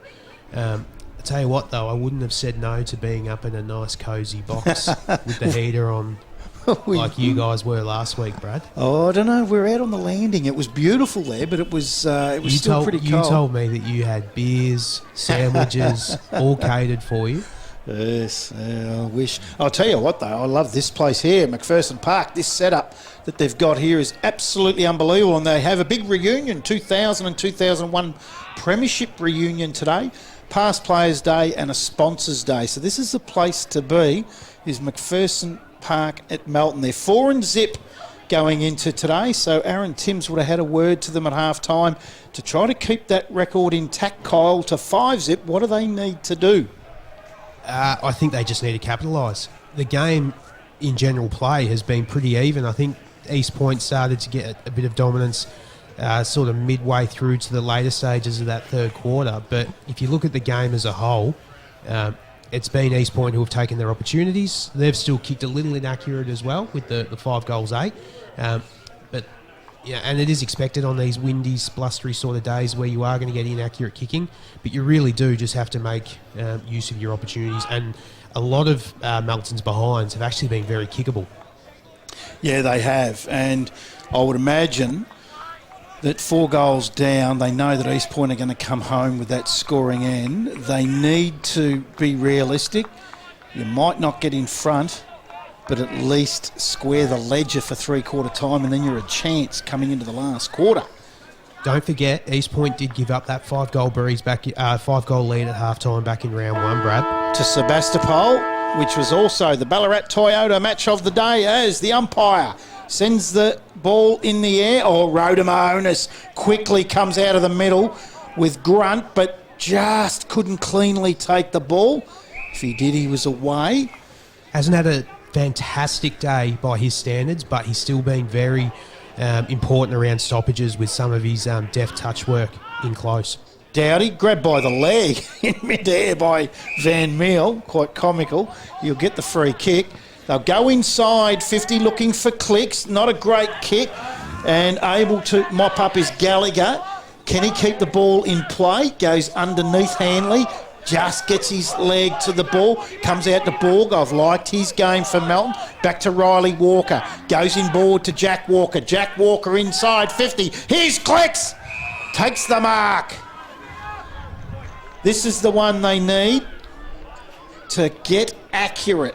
He's taken a mark inside 50. He'll kick from 45 distance. Won't be a problem. What we've seen in the first half of footy, accuracy is the problem, Kyle. Yeah, his confidence probably won't be up that high at the moment. Having said that, though, the way the breeze has been going, this is a very gettable goal. It'll get him up and about, and he's missed to the right again. The ball drop on that occasion, actually, he's missed everything. The ball drop just drifted off to the right, wasn't great. As Aaron Hayes will bring the ball back into play, he'll go to his captain in Johnson. Still inside defensive 50 for the East Point side. He'll go to the outer side of the ground now with a long kick towards the boundary line and finds Lovig, who's had a good game. Lovig up the line. Crofts just nudges his opponent out of the way. Kite gives the ball off. High kick inside looking for Clicks again. That is a brilliant mark under enormous pressure. He had Johnson to contend with. He had Gallagher coming over him, and he was just able to protect the ball drop area and hold the mark. He's a very clever player, Brad. He's going to run around here. Here's the snap. Right foot, leg. He's got it. Finally. Misses the easy ones. Gets the difficult one. And that should get him back on the wagon. Clicks gets his first for the day. And that will take them on to 8:20. They trail East Point 5-8-38. We've gone a couple of minutes into the third quarter. And the old time clock and score is still on the second quarter. I think the old scoreboard attendant might have been having a nap there, Kyle. He might be just snoozing, a bit cold. I'm all over it, Brad, so it's all good. All the viewers at home can, well, as long as they trust trust my judgment, but I do believe it is, 2-8-20. Up it goes in the middle again. Cotter all wrapped up, so he has gone into the midfield. Don't mind that move. Yeah, that is a move that Timms has made. They've got him out of the back half into the middle, particularly with that scoring end. His feet going forward will be good. Rodimer Onus is tackled by that man in Cotter. Umpire said didn't have prior. Yeah, didn't have prior opportunity, but he probably did, realistically. He tried to bullock his way through, so he tried to barge through. Cotter didn't like the decision as Dowdy wins the tap. Quickly hit on by Hickey. Comes out now. East Point will take the ball out through the wing, and there is Riley Walker, who's also had a good game. Takes the mark in between wing and half forward for the Melton side. Has Jack Walker short if he wants to use him. Just drags that in with the one hand. Hands over to Borg. He's in trouble. He's going to get in between four. Onto the left foot inside. Well trapped by Liam Carter. Gets onto the right leg. They're back in town. Wow. How good was Kyle Borg in traffic there and then onto his left boot? He's been fantastic today. He's just about my best on ground. Hasn't had a heap of the footy, but when he has had the footy, it's been important touches, Brad. He certainly has been good, Kyle, and he was just camouflaged by four East Point players, but he was just good enough. And then he gets back onto that left foot. The kick wasn't great, but it was still gettable, and Liam Carter's gather was just sensational. Now, is Borg a Western Jets? Is he one of their Western Jets players? I think he is. 3-8-26 Melton. They're only 12 points in arrear, 5-8-38 now, and that's what they needed. Peg this deficit back and then strike in the last quarter. If they can get in front, here's Borg again. Quick hands out to Cotter. Cotter's tackle, gets a right foot kick. Just went the required distance to Hanley. Hanley's able to get Jack Walker on the outside. Walker will go inside 50, Clicks, pushes his man under the ball, but gets a bad bounce, goes out of bounce. We'll have a boundary throw in, 50 around from the Melton goal. Good start for them, Kyle. Definitely, and again, Borg just through traffic. He actually went back into traffic then, but he was so clean and tidy going through when he got that released handball to the outside, which opened up the play. 5.5 minutes gone, third quarter. Melton have already put on 2 goals. Ball comes back into play. Comes forward now. Rodimer Onus is there. Doesn't get the bounce he wants. Ball goes out over the line. Another boundary throw in, 60 around from the Melton goal. Who's gone to Clicks now? It looks like Gallagher. So Gallagher's on Clicks. He's looking dangerous already. And it comes. Big Dowdy from behind, but able to get the tap forward was Van Mill. Hurried kick out from, that just has landed in through the kick of Lukic, who has a little bit of sigh of relief. The ball will be thrown in between wing and half forward for Melton. In it comes. Dowdy and Van Meel. Van Meel might have won that. Goes forward. Jack Walker pushed in the back by Rodimer Onus, not paid. Phillips gets the hands out towards Dowdy, goes in again, gets it to Jack Walker, has Cotter, goes for it, but Lukey chops that off. Then he has Ganley on the outside. Ganley quickly with a right leg up towards centre half forward. Oh, coming in and met solidly was the East Point boy there in Ganley, I think. Comes out to Johnson. Johnson has the big boy in Brown on the outside. Goes inside 50, gets around McIntyre, gets onto the right leg towards goal, but misses to the left. Big let off there. Big let off there, Brad. That could have been was that the first goal? That would have been the first goal going to that end, I believe. Yeah, it would have been too, yes. Yeah, Riley Walker will bring it back into play. And that was Dodd again from East Point. His forward pressure there to create the tackle, bring his teammates into the game. Riley Walker goes to the long kick. Ball can fly, can do everything. Gets over the back though. Liam Carter goes up for Ryan, his brother. Punch from behind by Hayes. Clicks is there. Quick hands out. Might even pay deliberate here. No, he hasn't. And now he's paid a free kick because Clicks might have just... I didn't think there was too much in it myself, but Aaron Hayes will get the free kick. Hayes up the line, looking for Darlenberg, gets to the front, Borg in beautiful position to Crum, then gets a right leg inside. Ooh, free kick, yep. That time it was against Hickey, and it will go to Lovig. Defensive side of the centre for East Point, goes inside, just gets to Jones, the reaching Jones in front of Cotter. He was a bit quieter that second quarter, Jones. Goes towards Lukic, just inside 50. Little flick of the handball, good tackle from the captain in Kite. Away through Cooper is Melton, goes up towards half forward, but it's all East Point. It's a 3-on-1, and they'll come back out through the middle and find the captain in Johnson in the middle of the ground. Johnson. There's players screaming for it. Decides to go up the middle, inside 50, just over the back, couldn't take the mark. Now it goes forward, McIntyre's there, goes over his head, Clicks comes out, fumbles, tackled, has a player on the outside in Walker, goes to him, lowers the eyes, the beautiful kick, and finds Carter. And it's Liam again, who kicked a ripper from this area only a couple of minutes ago. Perfect footy there, Brad.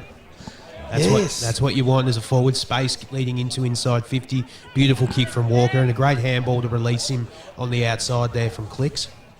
We have a perfect view of this one as Liam Carter will come in for his second of the quarter. Tight angle, not a problem for him. That has split the middle. He's got his second for the quarter and their third. And they are right back in this now, is Melton. That takes them on to 4-8-32. They trail East Point 5-9-39. We've gone 10 minutes in the third quarter on your Ballarat Toyota scoreboard. That's what you want to do, Brad. You want to chew away at that lead. And there's only, as we said, 10 minutes gone, so we're only a third of the way through the quarter. What a great game of footy this has been as it goes up in the middle. Dowdy, who's been super in the middle, the young fella, gets it out, but it's Taylor. Taylor with quick hands out over to Ganley. Chased down by Borg, able to get his kick away, and a beautiful kick it is. And he hits Big Whittaker on the chest. Goes short now, just inside, under pressure. But able to take the mark is Lovig. And Melton boy has hurt his shoulder, I think. That might be Suter, is it? No, it's Jack Walker. Lovig is taking the mark. He'll kick from about 40. And they just don't want one against the flow here, Melton, because every goal, because of their start, the way they miss so many shots, every goal that's kicked against them now up that end is going to make it really difficult. Lovig. Kick from 40-45. Runs out to the right. Tries to get some extra distance. And he's got that distance. Cameron Lovig gets his first for the day. And the first to that end, Brad. And the first to that end, that's spot on, Kyle. And that is something that Melton did not want. That takes them on to 6-9-45 East Point. 4:8:32 Melton. We've gone 11 and a half minutes third quarter on your Ballarat Toyota scoreboard. Oh, what a feeling. Toyota. And here comes that sun again, Kyle. We've had a lot of different seasons up here today. That's Melbourne weather for you, Brad. It is beautiful. Quickly it comes... Oh, that was a throw. Comes out to Roberts. Roberts for Melton. Goes inside looking for Clicks. A bit wide of him. Out of bounds. We'll have a boundary throw in. 50 around from the Melton goal. Jack Walker looks to be all right. He looked like he might have done a shoulder. It might have just been a stinger when Lovey took that mark. Of course, that's for Ballarat Sports Medicine injury update, Brad. And it comes. Ball comes for free. Rodimer Onus can't collect it. Kicked off the ground by the big fella there in Gallagher. It comes back in, but Rodimer Onus is all there to take the pressure off. He's going to go right across with a really dangerous kick.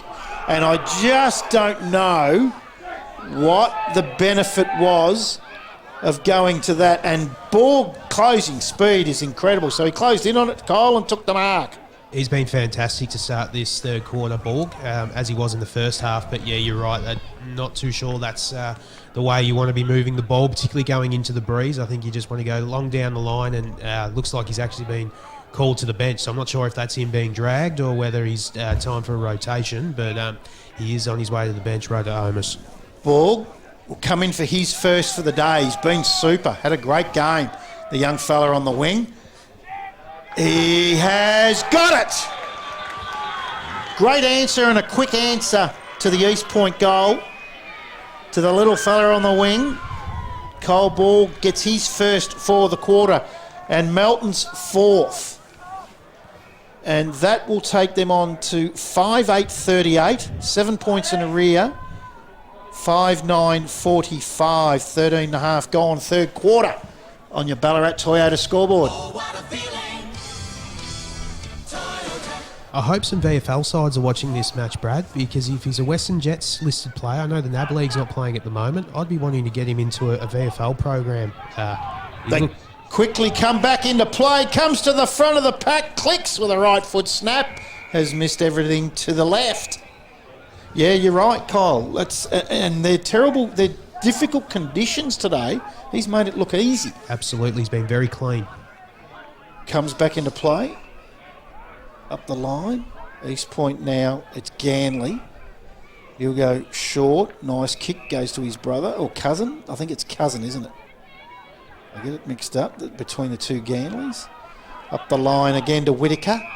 Out of side between wing and half back for the Kangaroos. Whittaker. Long kick up the line. Comes to the front of the pack. Johnson. Quick hands out over towards Walsh. He can't collect it. Players all over the ball with the bounce down. In fact, it's a brother. Jack and Harry Ganley. For the Kangas coming across, I think it was Ararat he come across from. Been good in the first 5 weeks for the Kangas. Ryan Carter wins the tap for Melton. Comes out the back towards Mawson. He's wrapped up. With another bounce down. 60 around from the East Point goal. Right in front of their coach's box. Comes out. Quick hands out the back. Melton are away through Roberts. Out a wing. Has time. Has a player on the inside in Phillips. Uses him. He goes over the top to Hickey. Hickey on the left foot. Takes them inside 50 looking for Clicks. Leads his player under the ball. Gets a bad bounce to Clicks. He's able to keep his feet. The umpire's paid a free kick for holding. And Gallagher tries to steal and go away. The umpire calls him back. He did well there, Gallagher. Good closing speed. You don't want Clicks getting you out the back, but I'm not sure whether the free kick was there. I thought they were both sort of just wrestling each other there. As Gallagher goes out to the outer side. Again. McDougall high up the ground out of his normal comfort area. Looks for Lukic. Phillips gets a fist to that. For Melton, goes over the line. We'll have a boundary throw in.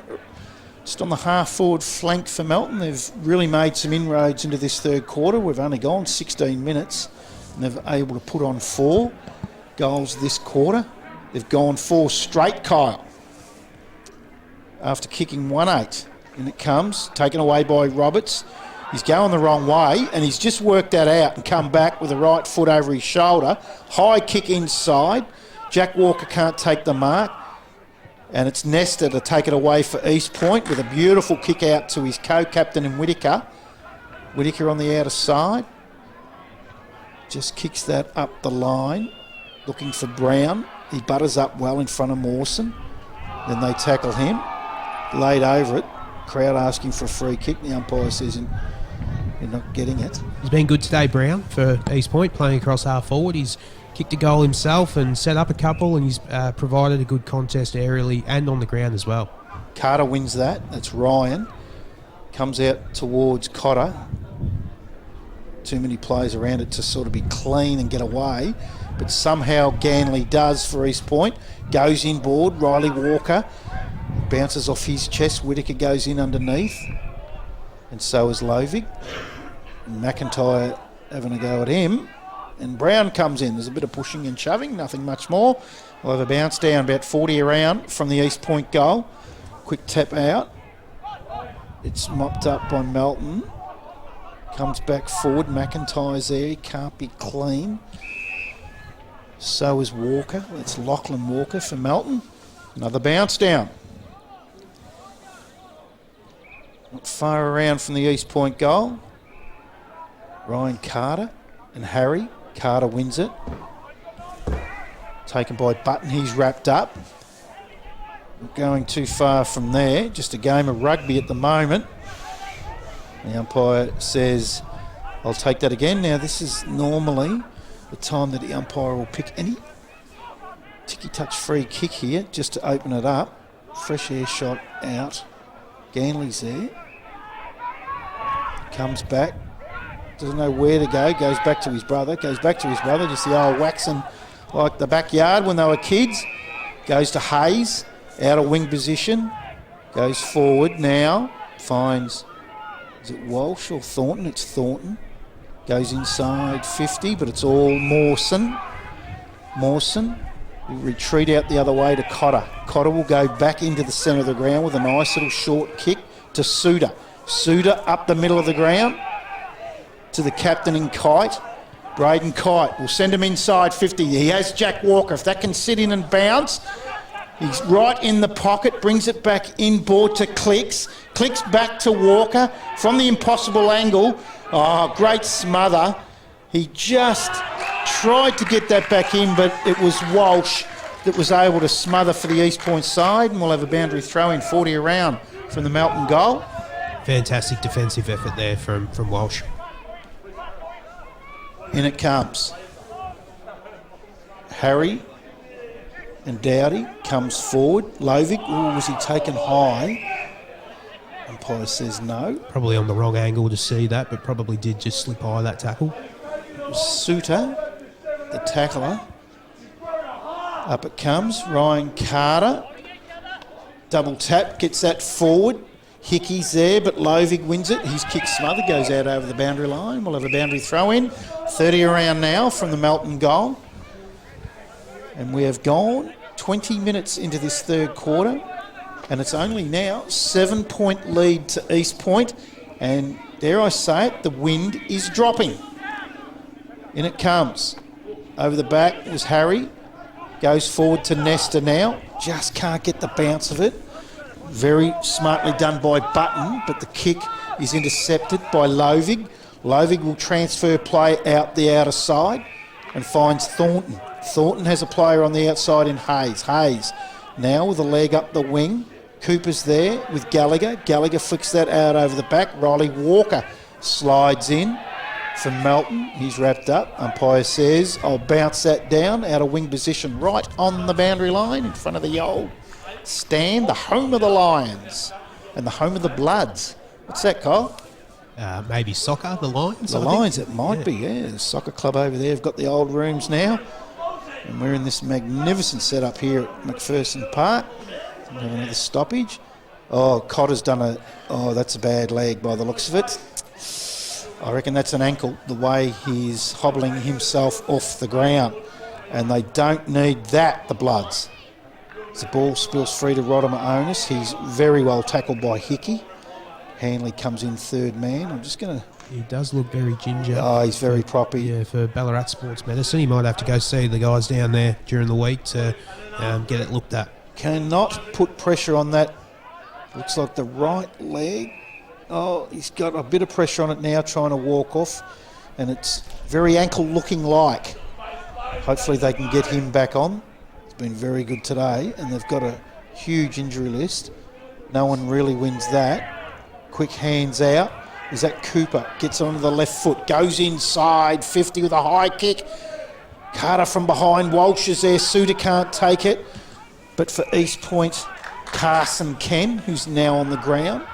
Chris Carson hits Hayes up with a short kick. Hayes now, ex-Kyabram premiership player, goes high along the boundary line, comes to the front to Rodimer Onus, gets a hurried right foot kick up the line, but Riley Walker from Melton is able to take that mark in front of Murphy. He'll come in board to the little boy in Borg. We've sung his praises all afternoon. He goes back to his teammate Lockie Walker, who in turn goes to the outer side in Syme. Haven't seen a lot of him today. To McIntyre, still on the outer wing. He's looking to square it up. Umpire calls him to play on. He goes back to control the footy.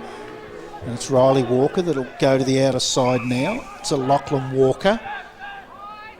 Has Cooper on the outside. Cooper with a short kick inside to Crofts. Crofts now into the centre square. They're possessing the ball and keeping hold of it, but they're not making much ground as they go to Mawson on the wing, right in front of the stand side. This beautiful new pavilion, but that's not a great kick. Lovig chops it off. His handball to Jones didn't really make the mark. Ganley wraps up with a right foot leg around the quarter to Darlenberg. Darlenberg takes the mark, centre wing position. 24 minutes into the third quarter. Darlenberg with just a short chip kick again to Jones. Umpire tells Jones to play on. He does. High kick up the line. Brown gets his hand to it. Umpire's pulled a free kick. It'll go to Melton. And taking his time to get up was Riley Walker. He's the recipient of the free kick. Walker. It's just a one-on-one everywhere now. It's going to be hard to find someone. Sign breaks away, but he doesn't go to him. Goes up the line, and too easy for Lovig over Suter to take that mark. Lovig now inboard. Finds Nesta with a good kick. Nesta now short to the big McDougall. McDougall, high kick to a pack of players inside 50. Lukic wins it at ground level. Right foot snap. Gets a bad bounce. Riley Walker's able to mop up for the Bloods. Riley Walker now. Kick goes over Borg's head. Keeps it in play, but he's just tapped it back. And East Point are away looking for Big Whittaker, and he's marked it. I know what Borg tried to do. He tried to keep it in play and then double back on it, but he was unable to double back quick enough. Yeah, sometimes same thing, just get it out of bounds, reset. Could really hurt the Bloods, this goal. And Whittaker is able to take the mark. He's only 20 out, so obviously distance isn't a problem. So Whittaker hasn't kicked one today, the co-captain of the Kangaroos. In he comes. Oh, didn't look good. It's touched off the mark. McIntyre's touched that on the... I thought it was a wobbly kick, but it was actually touched by Brett McIntyre on the mark, and it's gone through from behind to the Kangaroos. A let off for the Bloods there, Kyle. I know that it's they're kicking into a breeze there. I don't reckon it's that strong where you can't make the distance from about 30 metres out. Lachlan Walker brings the ball back into play to the outer side. Oh, sharked well. Comes out to Johnson, though, the co-captain of the Kangaroos. Again, that's not going to come out. The umpire says, let me bounce that down. We're just on the outer wing position.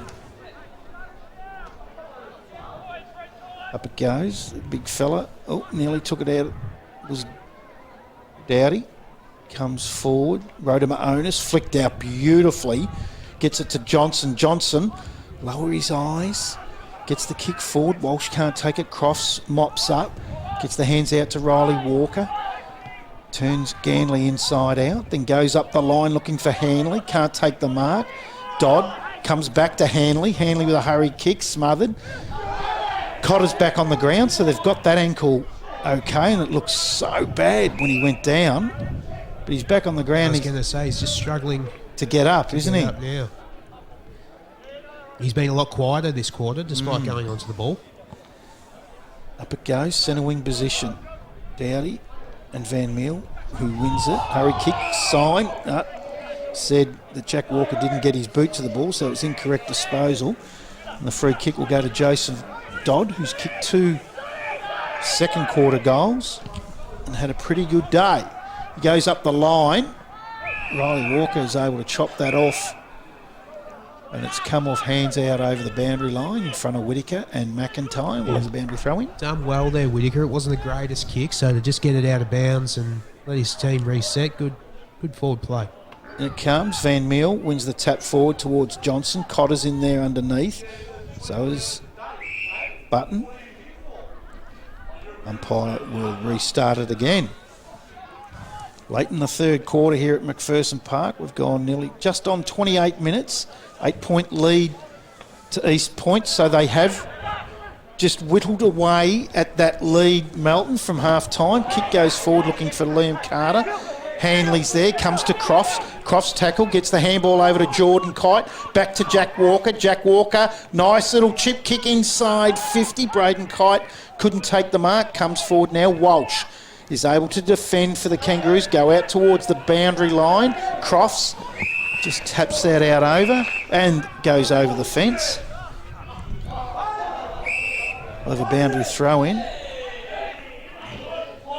Centre wing right in front of the commentary box here at McPherson Park. He landed heavily on the concrete, did Cross. He looks like he's all right. He's able to come back. In it comes Dowdy and Van Meel. Goes forward. Johnson, hurried kick. Half smothered. Ganley comes out and meets the ball. Riley Walker, great tackle. Not paid. Well, he's paid it late. Well, we got there in the end. He took his time paying it. Right on the three-quarter time siren. Getting plenty of advice from the Melton Blood fans too, the umpire. Yeah, he did take his time, didn't he? Pay that one. And Melton have chipped back at that lead, 5-8-38. They trail East Point, who are on 6-10-46. So it's an 8-point lead to East Point. They will come home with that end that looks like it has been it's definitely been the kicking end, the goal scoring end. Only one kicked against it, so it'll be interesting to see what happens in this last quarter. We might take a quick break. When we come back from the break, we'll just go through the goal kickers, hopefully have some scores from around the grounds, and we'll have the last quarter out here at McPherson Park, the Ballarat Toyota Ballarat McDonald's Football Netball League. You don't give in. You don't give up. You push on when most would have pushed off. You lend a hand, whether a hand was asked for or not. It's called Aussie Spirit for good reason, because it takes spirit to get through times like these. Lucky you've got it in spades. It's what inspires us to be by your side to help. Together we'll get through this. We always do. Search Toyota, here to help.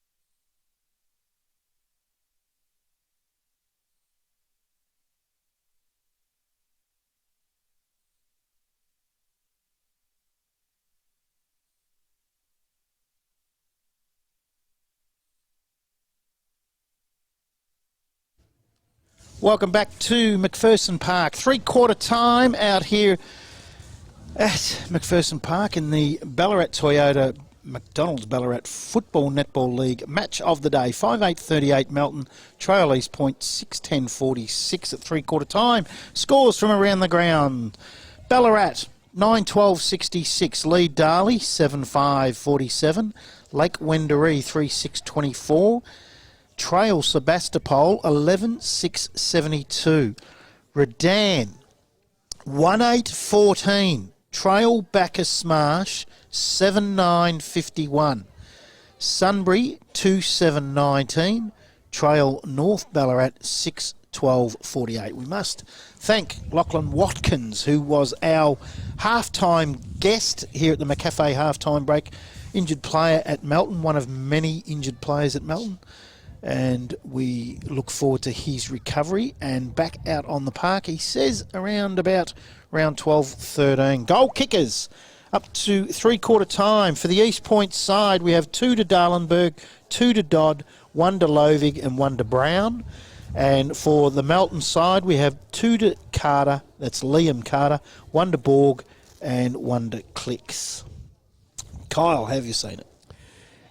Exactly the same at half-time, Brad. I think it's in play, been pretty even.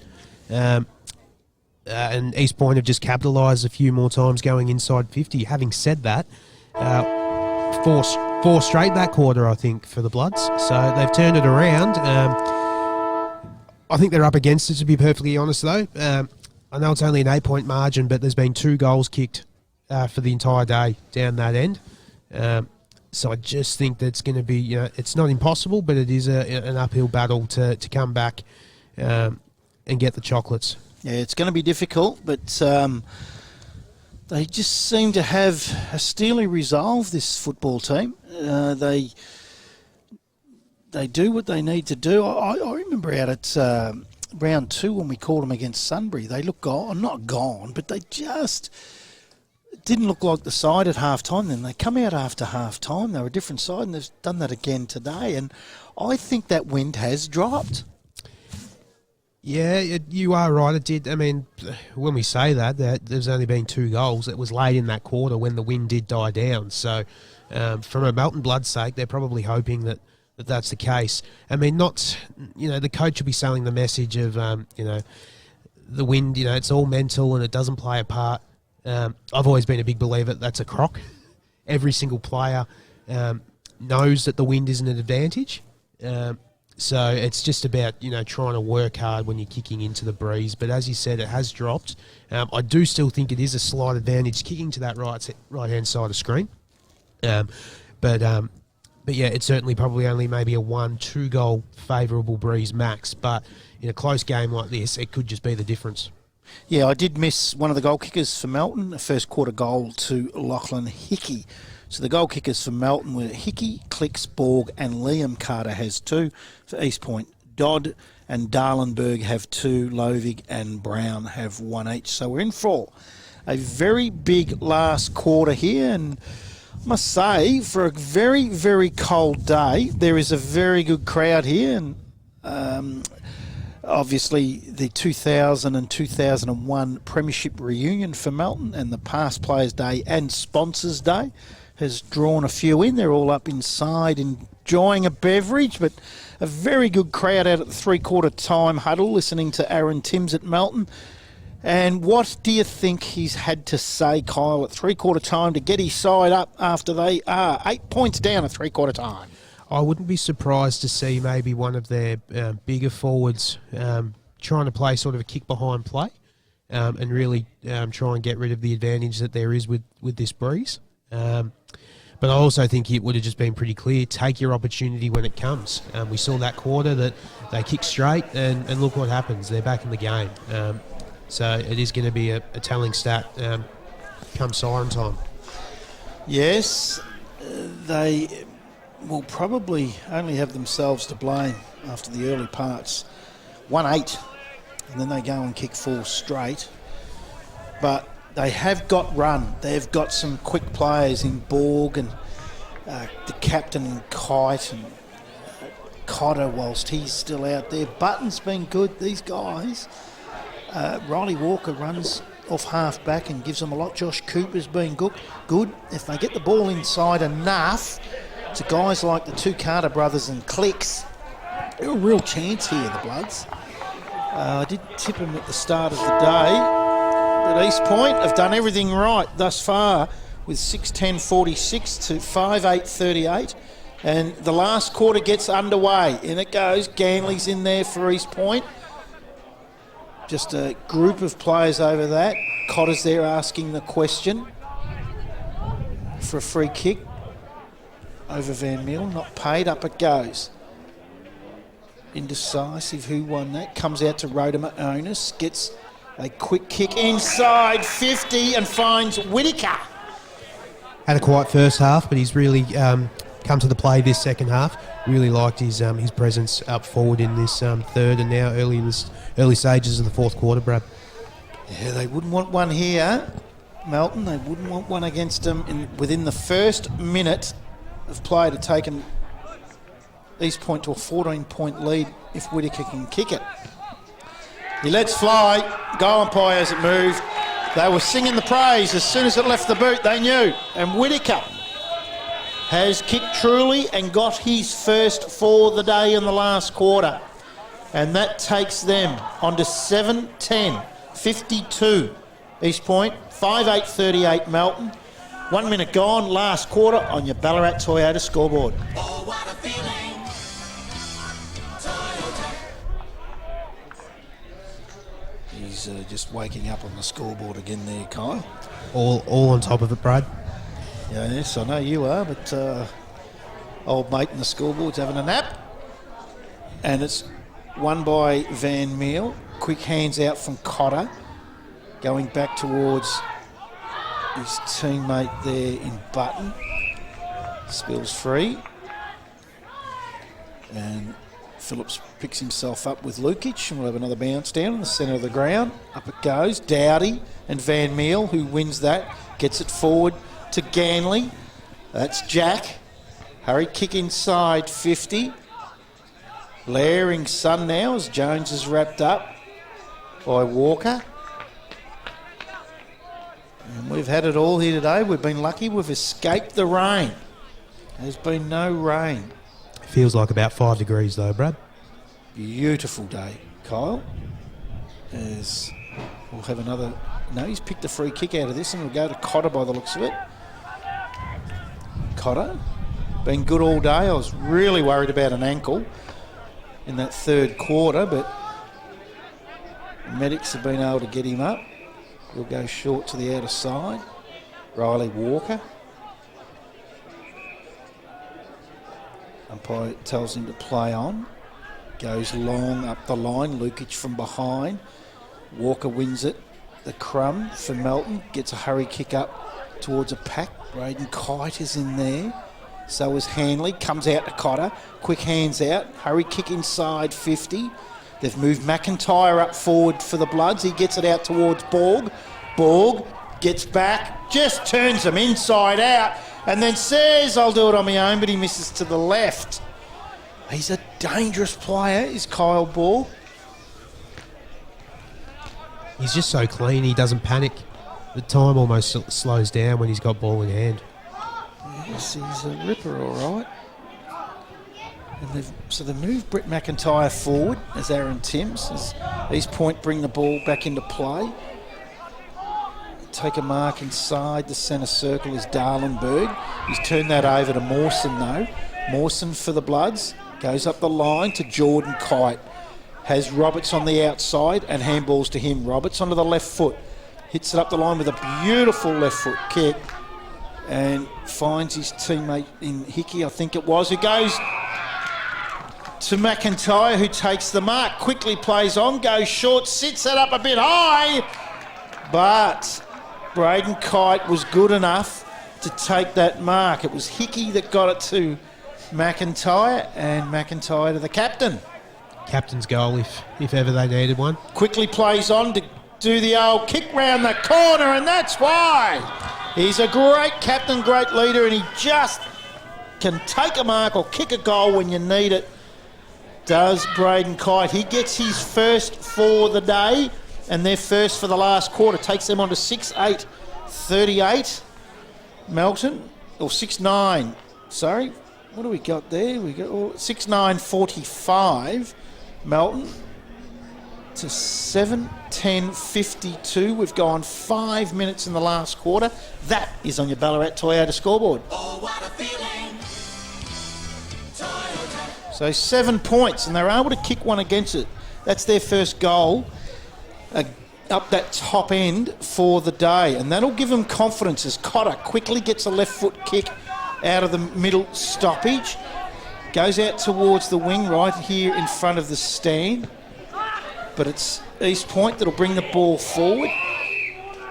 Looking for a teammate there, and it was Nesta that got it to Darlenberg. He couldn't take the mark. Goes out over the line. We'll have a boundary throw in, 65 metres around from the East Point goal. And it comes. Dowdy pushes Van Meel out the way, but Van Meel was able to get his hand to the ball. Umpire's pulled a free kick here. Cotter's hurt again. The amount of times he has been hit and hurt today. This time it's an arm. Quickly gives it off to Mawson. Mawson, kick under pressure. Goes up the line but only finds Nesta. Aiden Nesta, centre wing position. Right in front of the stand. Beautiful kick to Lukic, who couldn't hold the mark, but he's able to butter up and pick it up quickly. Goes inside looking for Lovey, gets a bad bounce, comes out to Dodd, back to Darlenberg. Just a high kick in the air that's not going anywhere. Rodimer Onus is there, he can't collect it. Dodd goes back in after it. Comes back to Dodd, all wrapped up, not going anywhere. We'll have a bounce down. Right on the half-forward flank for the East Point side, early in the last quarter. Won by Van Meel. Umpire says you're not going anywhere. I'll bounce that down. We've got a 7-point game at the moment. Early in the last, East Point, Dowdy. Taken high was Brown, who'll take the free kick on the half-forward flank. Liked his game. Like the mullet better as Brown goes high and towards the goal mouth looking for Whittaker. Riley Walker's able to mop that up. Dangerous kick. He set it up and it was able to be chopped off. Very hard to see in that sun, but I reckon it's near impossible to see in that sun. And I reckon it might be Harry Ganley. Keep my eye on him. Sits back and has missed. So East Point kick another behind.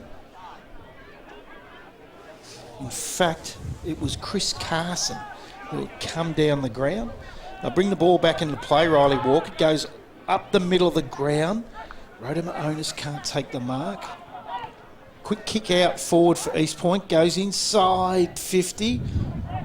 Picked up on the outside there by Button. Gets a hurry kick around his body.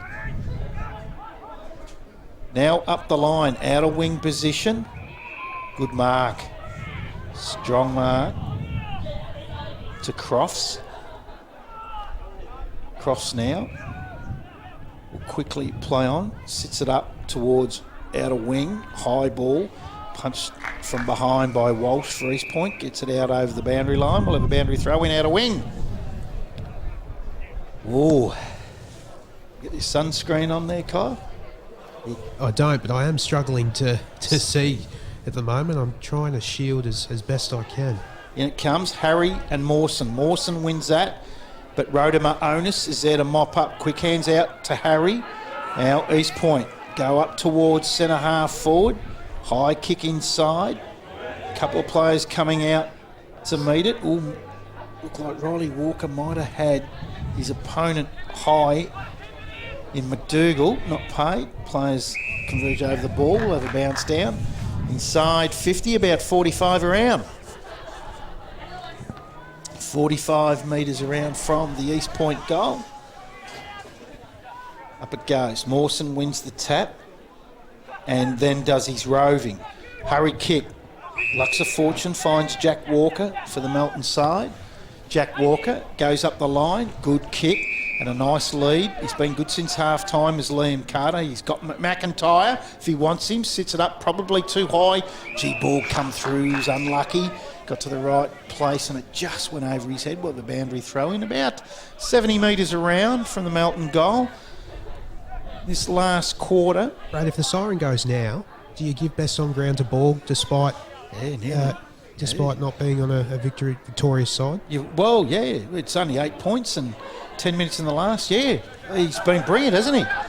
As East Point now come away through the agency of Lovig, kicks to a one-on-one. It's comes to the front of the pack. Now, this will just be wrapped up. No, hurry kick out. Hickey's there, tackled by Jones. Right on 50. Someone's down, and it's the Melton play, and I reckon that might be Mawson, is it? I'm surprised it's not Cotter. It's not Cotter for once. For your Ballarat Sports Medicine. It's very, very difficult to see in that sun. It's not Mawson because he's standing near him. He's taking his time. The umpires... Few Melton players look a little concerned. Well, so they would. They definitely would. Hopefully it's nothing too serious. They've had a torrid run, this football club, with injuries this year. They have, which just means, today they go 5-0. What a gutsy win this one could prove out to be. It was big Ryan Carter. He's up. He's up at least, which is good. Yeah. All thanks to Ballarat Sports Medicine. He's up. So they will take him off by the looks of it. And we'll have a bounce down inside 50 for East Point. Umpire just places the ball on the ground. He'll wait till Ryan Carter is off the ground and his replacement is on. I think at this certain time, the replacement is allowed to come on, but they're not. I think that might only be a blood rule, potentially, is it? Oh, is it? Okay. Or are they yelling out? Common sense should prevail. I mean, Ryan Carter is definitely going off the ground. Yeah, absolutely, and with the new concussion protocols, he probably needs to... that might even be him done for the day, to be perfectly honest. Yeah, I would say so. Yeah, the players come on. So they're onto it now, and it was Cooper, I think, that's coming on. It's again, as I say, it's very difficult to see. Umpire will throw it up inside 50. Mawson to do battle with Harry. Both players miss it, so it'll be a stoppage again.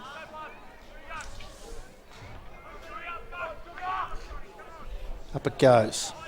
Harry wins that tap. Gets it out wide. Again, we'll have another stoppage by the looks of this. And this will play into East Point's hands, holding the lead by 8 points. And we've gone 13 minutes. This is all they need, is stoppage after stoppage. Seems a long way home up the other end. Quick tap out from Harry to Johnson. Lovey held, not paid. Then he's tackled with the ball. No prior. We'll have a bounce down. It hasn't travelled too far, Kyle. It hasn't. And Brad, I want it to because I've got my hand up currently trying to shield so I can see, and my arm's starting to hurt a little bit. Yes, it does. Harry wins the tap for East Point. Quick kick off the ground. Umpire's pulled the whistle here, and he's paid. It wasn't a kick. It was actually hit, and he's paid a throw against Cotter. He's not happy either. He's not. Remonstrating his case with the umpire. I'll tell you one thing, that umpire looking into that sun has got brilliant eyesight, because I couldn't see it, as Johnson will have a shot on goal. We spoke about Kite's captain goal just before. This will be another captain's goal for East Point's point of view. This will make it very, very hard for Melton if Johnson can slot this one through, and he has. He has. Johnson gets his first for the day. And that will make it quite difficult for Melton now, as that has taken them on to 7-11-53. They lead. No, actually, that scoreboard is wrong. He's gone to sleep again. It's 8-11-59. 8-11-59 to the East Point side. 6-9-45 Melton. We've gone 14 and a half in the last quarter, thanks to Ballarat Toyota. Lovig wins it running off the back half for Melton. Gets a quick kick inside 50. And That's Whittaker, I think. marking the ball for the Kangaroos is Brad Whittaker. Been really good this second half. We've already spoken about it. Pretty quiet in the first half, but he's really come to life from being a bit of a handful for the key defenders of the Bloods. Whittaker. He'll kick from 50. Again, distance down that bottom end isn't a problem. And accuracy for him isn't either. And that, you would think, is all over. As Whittaker gets his second, and that makes it near on impossible. Yeah, I think that's it, Brad. That's all she wrote. You've had 3 goals now kicked from that end for the entire day, and they're now going to have to kick 4 to win. So I just can't see it happening, unfortunately. Now, I'm not trusting the scoreboard attendant. I'm pretty sure that is 10-11-71. They lead Melton 6-9-45. 16 minutes gone. Last quarter on your Ballarat Toyota scoreboard. Oh, what a feeling. Toyota. Makes it very, very hard now. Ball back in the middle. Up it goes. Harry wins the tap, but it's shanked. And it's Phillips that'll kick it forward for the Melton side. Packer players crash into it. Lovig been very, very good for East Point today. Gets his kick out towards the wing. It's Ganley. Has Johnson on the outside if he wants him, and he uses him. Then Johnson goes inside. Darlenberg. If that stays in, it has Big McDougall all on his own. He tries to square that kick up, looking for Lukic with quick hands out over the back. Cotter's there, Crofts is there. Crofts now hands to Phillips, back to Crofts, fumbles. He's gang tackled! And I reckon that's going to be incorrect disposal, and it is. And it'll be Lukic, the recipient of the free kick. Hasn't been a massive day for Matthew Johnson, but he's still had an impact on the game, Brad, purely because every time he touches it, he does something with the ball. He does. Lukic will shoot for his first for the day. So we've got the young Melton Blood supporters down here saying Chewy on your boot. The old Chewy on the boot. Lukic comes in. Looks like that might miss to the right. It has. So he still hasn't worried the scoreboard today in majors, has Lukic. And 21 points now, East Point, as the ball comes back into play. I think he's paid another throw. He has. And yeah, you wouldn't want to play cricket here with the sun off the cars and the sun shining in. It is a nightmare.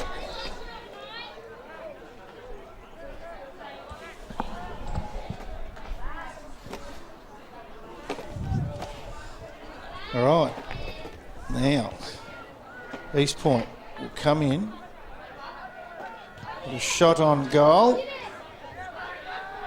He's got it, and it's Darlenberg for his third of the day. Lucas Darlenberg, 3 goals, been a good player. Whether he's been up around the middle area, forward, he's even run up off back. Been very good players, Lucas Darlenberg, for the East Point side. So we've got 10-12-72 East Point, 6-9-45 Melton. We've gone 17 minutes last quarter. That is on your Ballarat Toyota scoreboard. Oh, what a feeling. Toyota. We do apologise for those at home as well that might not be able to see. The sun is just glaring straight into our camera lens, unfortunately. Mawson wins that out of the middle for Melton with a hurried kick towards the forward half, looking for Braden Kite, but Ganley does well. Kicks it off the ground, but that's smothered. Goes back, Phillips, has it chopped off. He's nearly my best on ground is Cam Lovig. Goes forward with a beautiful kick, great mark to Brad Whittaker. And I might have names wrong because it's very hard to see. Now, Whittaker has gone short to his teammate in Taylor, who in turn has gone inside 50 and found his teammate there, and he's it's had a Dodd. good day in Dodd. He's had a Kicked fantastic day, particularly in that second quarter when the game was there to be won. So Dodd, shoot for his third. Spot, a great spot for the left footer here. We get a good view of this. In he comes, he makes the angle better, but goes towards Pointer Square. Packer players! Nearly an East Point grab right on the edge of the goal square. And that was McDougall. Couldn't hold it. We'll have a bounce down right on the point of the square. This makes defenders nervous here. Up it goes Mawson. Wins that forward. We'll get another stoppage here because that's not coming out.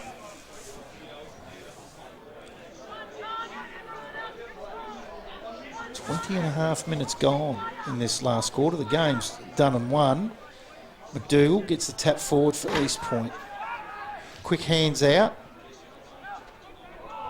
Ooh, could have been in the back to the Melton player, not paid. And we'll have a ball up. In fact, it was Lachlan Walker. I don't think the Bloods lose too many supporters with this outing, Brad. They've been decimated by injuries, and as we know, Ball East Point is a comes good free, side. right foot, snap, a goal, and he's got it. He's Taylor. Gets his first for the day.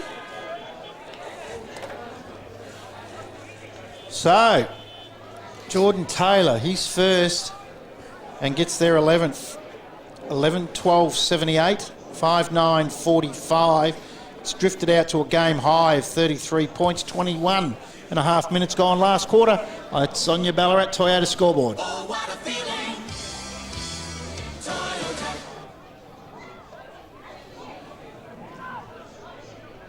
Mawson in the ruck for Melton. He'll do battle with Harry. Up it goes. Harry wins that.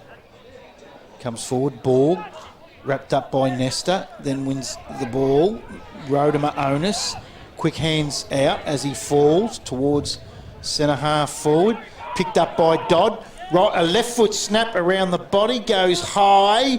Needs a good bounce. Doesn't get it. Out of bounds. Left forward pocket. Deep in the last quarter. 22.5 gone. Boundary throw in. And it comes. Whittaker and Mawson comes forward. Off whose hands is your guess is as good as mine. And another stoppage. Goes forward, signed, quick hands out, but it's sharked by Ganley on the left foot.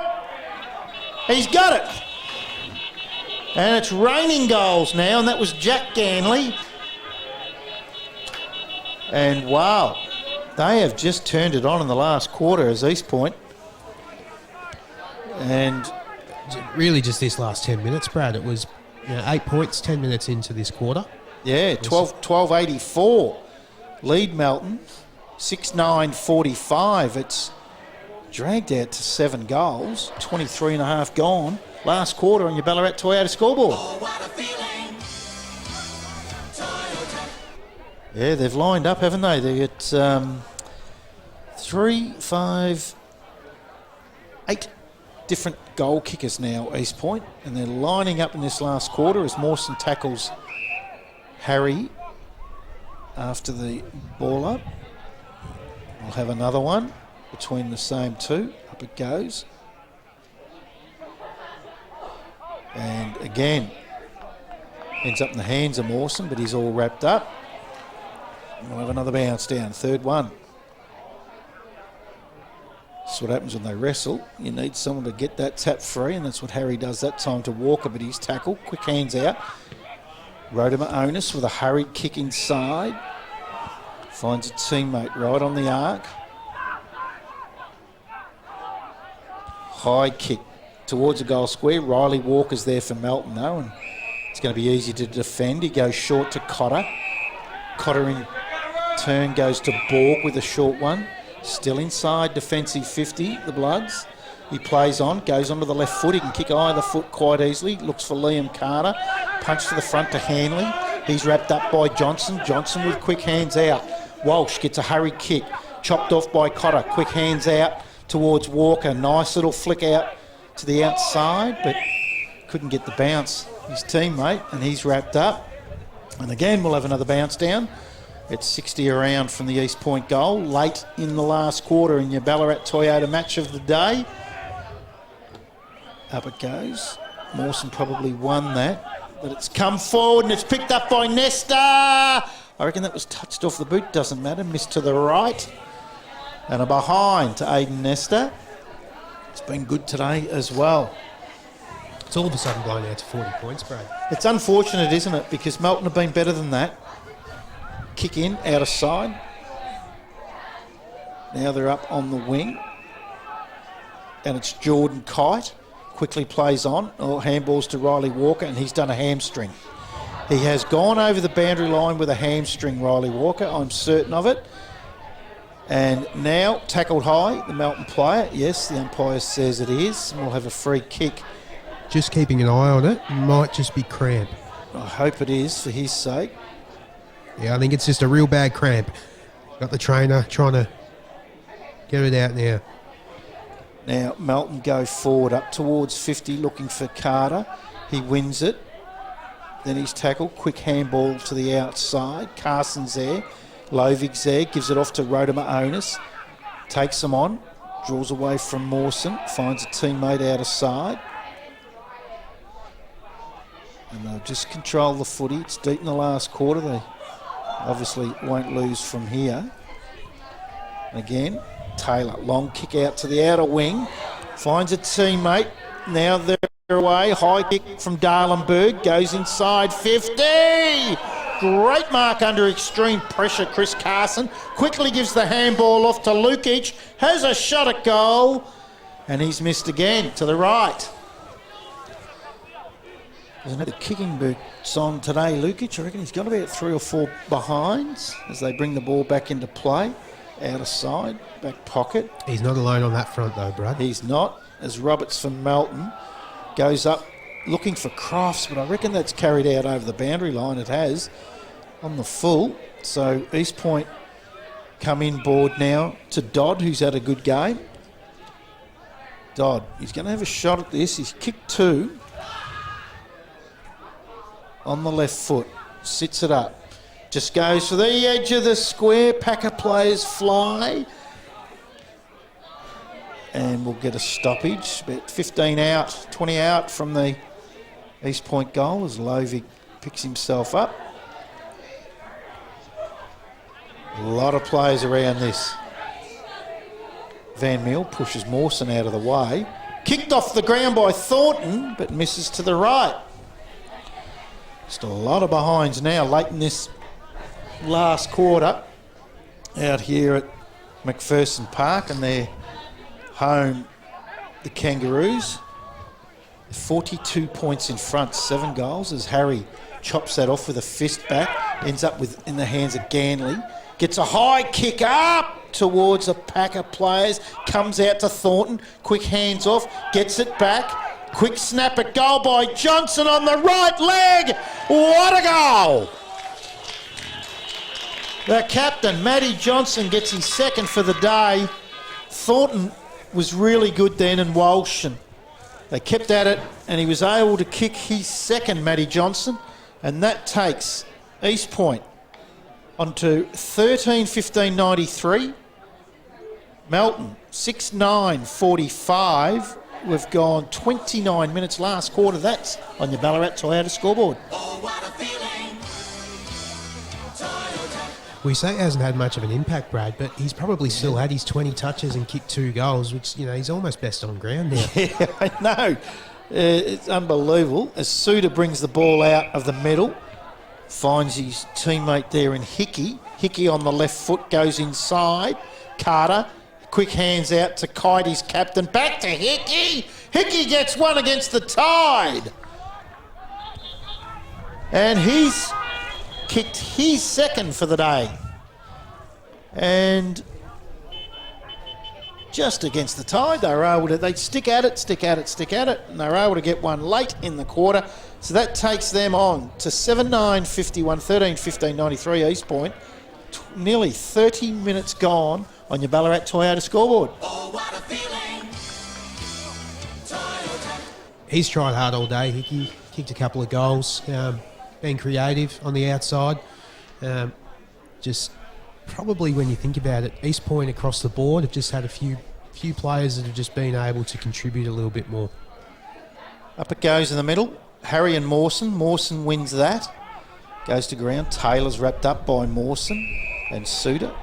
And we'll have another bounce. Been another one that's been good today for East Point is Jordan Taylor. Up it goes. Mawson wins that. Harry gets it to the outside. Quick hands out to Taylor. Taylor now goes up towards half forward. Cotter's there in front of Ganley. Gets the hands out, been good. Quick hands out to the outside to Borg, who was sung praises all day. Got it from Phillips and now finds Walker. Goes inboard to back to Phillips. Big-bodied midfielder. Will go across towards half-back. Short kick going back. They're just controlling the ball, and Suter has it in hands. Suter now goes wider. Good skills. Finds a teammate in Hickey who kicked that last goal. Goes inside now. Geez, he's covered some ground. Borg, hasn't he? He's just back here in the back pocket or half-back flank. Winning the ball, and he's taking a mark inside 50. I was just watching him there, Brad. He just took off his work rate at this time of the game. We're nearly 32 minutes into the last quarter. So good signs from a young man. Good mark on the outer side on the kick into Brad Whitaker in front of Cross. Right in front of the East Point, the Melton coach's box. Whitaker will go short, but he's kicked that straight to Roberts of Melton in front of Lukic. Roberts now with a high kick looking for Liam Carter. Walsh backs back, couldn't take the mark. Jordan Kite's there, gets it to Liam Carter. Hands back out to Braden Kite. Under enormous pressure, able to get it to Mawson. Mawson with a right foot snap at goal towards the edge of the goal square looking for Borg. Comes out to Hayes for East Point. Hayes relieving kick, dropped. What he should have taken was Lukic. Rodimer Onus able to mop up though. He'll come across looking for Ganley and Johnson. What a mark. Just about sealed the 3 votes, I reckon, Johnson. Johnson gives it off to Ganley. Been huge in this last quarter. Comes back to Lovig, and Johnson's hurt himself. I reckon he's winded himself when he landed from that mark. He's not well. As Lovig goes up towards half forward looking for McDougall. Bounce beats him. At the back is Lukic. Cotter, beautifully done to McIntyre. Lowers the eyes to Suter. And there's the siren. Full time here at McPherson Park. And it's ended up 8-10. 7-10. We just cannot see that scoreboard. 7-10, 52 Melton. 13-15, 93 East Point. That went 33 minutes that last quarter. They've run out 41-point winners, the East Point Kangaroos. We might take a quick break and we'll come back with all the goal kickers, our best for the day and around the ground scores. You don't give in. You don't give up. You push on when most would have pushed off. You lend a hand, whether a hand was asked for or not. It's called Aussie Spirit for good reason, because it takes spirit to get through times like these. Lucky you've got it in spades. It's what inspires us to be by your side to help. Together we'll get through this. We always do. Search Toyota, here to help.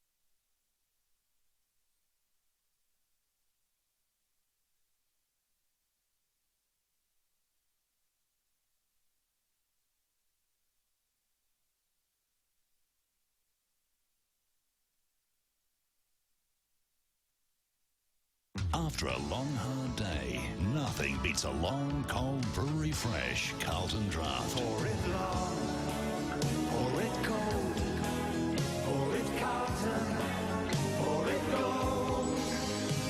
The real taste of real draft beer. Pour it long, pour it cold, pour it Carlton. Celebrate.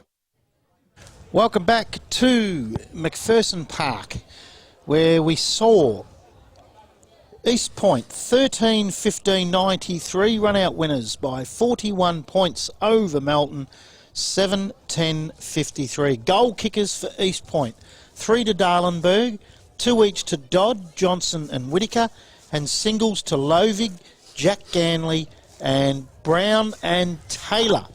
For Melton, we had 2 goals to Liam Carter, 2 to Hickey, and singles to Braden Kite, Clicks and Borg. Around the grounds for the McDonald's Ballarat Football Netball League Round 5, Ballarat 15-14-104, Darley 11-6-72, Lake Windaree 4-10-34, Sebastopol back on the winning list 16-10-106, big winners by 12 goals in the end. The Borough, Redan 1 goal 12-18, have lost to Bacchus Smash 10-13-73. Sunbury 4-10-34, went down to North Ballarat 11-14-80, and that will make the ladder quite interesting with Melton going down today. They've picked up some percentage, North Ballarat, in that 46-point win, and Melton have gone down by 42. So North Ballarat will be on the same amount of points as Melton. They'll be equal on top on points, and I'm not as good enough a mathematician, Kyle, to work out that percentage, but North Ballarat could be sitting on top at 5 o'clock tonight. They could, and just on that, Brad, you might not be great at English either, trying to spit that one out. You're right. Back to school for yourself. Fantastic for North Ballarat, and as I said, just in that last quarter, the margin probably blew out in the end from a Melton point of view, but they toiled hard all day. I think they'd kicked 8 behinds by the time they'd finally kicked their first goal. They finished the game with 7-10. You change that around to 10-7, and it makes a hell of a difference because they get a bit more momentum. And look, East Point still had a lot more scoring shots and all the rest of it, but they really did just put them to the sword in that last quarter. The game was probably a lot closer than what this final score suggests. Yeah, and it's interesting because I said on Beyond the Boundary yesterday that Melton South could go inside the top 6 with the bye. If Bacchus Marsh and East Point both lost, they could go inside. Bacchus Marsh and East Point won, but Lake Windaree lost, and their percentage was not as good as Melton South. Melton South will go inside the 6, and Lake Windaree will come out. That's enormous for Melton South. 2 on the trot, first time in 9 years, and they find themselves inside the 6 at round 5, which we wouldn't have thought at the start of the year. No, we wouldn't have, and we probably wouldn't have thought Darley would have been sitting at the bottom at this stage of the season. It really just shows that what a fantastic and even competition the Ballarat Football Netball League is. There is no cellar dwellers this year. There are any team can win on any given day, and that's all you can ask for. Yeah, Sebastopol might have a say in that and might just pip Melton South on percentage because Sebastopol had a very big win by 72 points, so they might end up inside. That was an enormous win for Sebastopol over Lake Windaree at Lake Windaree by 72 points. Hey, our votes for today, Kyle. You can go first, if you like. I'll go first. So after saying I thought he was a bit quiet, he really turned it on when it mattered in the last quarter there. Thought that Matty Johnson, the skipper from East Point, was fantastic.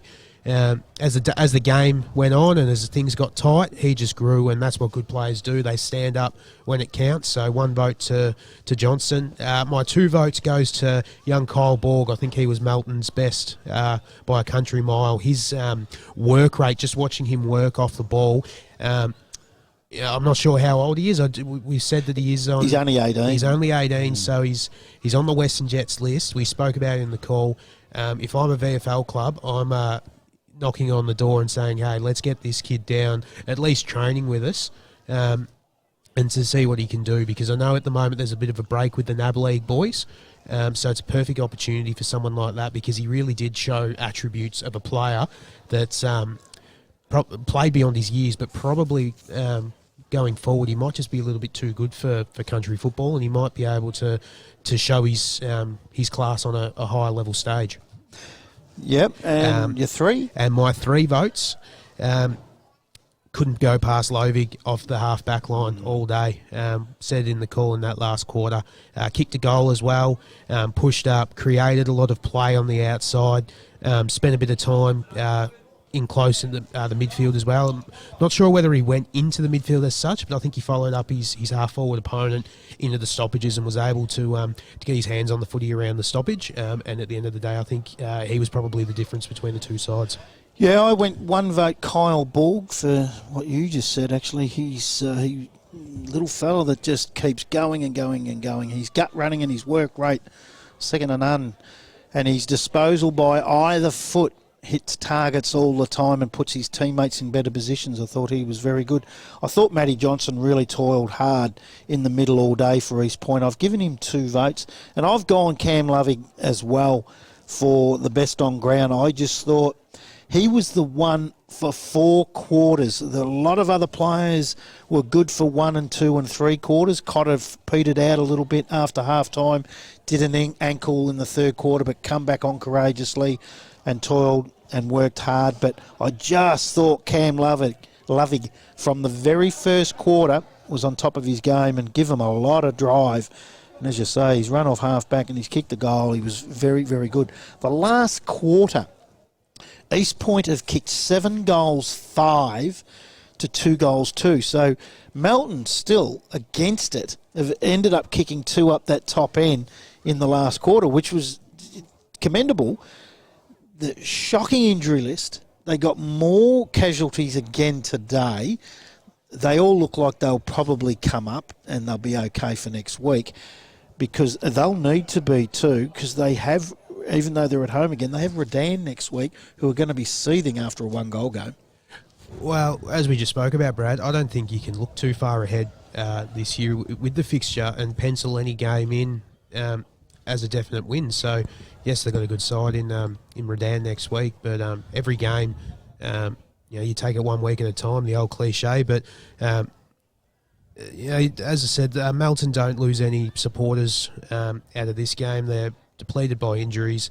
They toiled hard. They just couldn't capitalise, and maybe that class that they were missing from some of those key injuries to key players, maybe that's the difference. I'm not sure. But yeah, East Point definitely deserved victory today, and we'll just outclass them and outwork them for longer, I think, which makes a big difference. I just think next week's game for the call makes it very interesting, you would say, with what Bacchus Smash is doing, and they've gone and touched up by 55 points. They've touched up Redan today, but they get the bye next week. I would have thought they knocked off East Point last week, Bacchus Smash. They knocked off Redan today. We probably would have called Bacchus Smash next week. They get the bye. So the games next week, Darley at home to Sebastopol, East Point at home to North Ballarat, Lake Wendouree at home to Melton South, Melton here at McPherson Park to Redan, and Sunbury are at home to Ballarat. So the choice and the decision will be made during the week by the Ballarat Football Netball League where we go next week for the live stream game. I look forward to it. It's been a great game out here at this magnificent complex here at McPherson Park. In the end, East Point have travelled down the highway and got the chocolates. 13-15, 93 East Point, taking on the undefeated Melton and winning 7-10-52. On behalf of Brock Wilson on camera, Kyle Pover in special comments, this is Brad Sinclair, and thanks for joining us, and we look forward to your company next week in round 6 of McDonald's Ballarat Football Netball League. After a long, hard day, nothing beats a long, cold brewery fresh Carlton Draft. For it long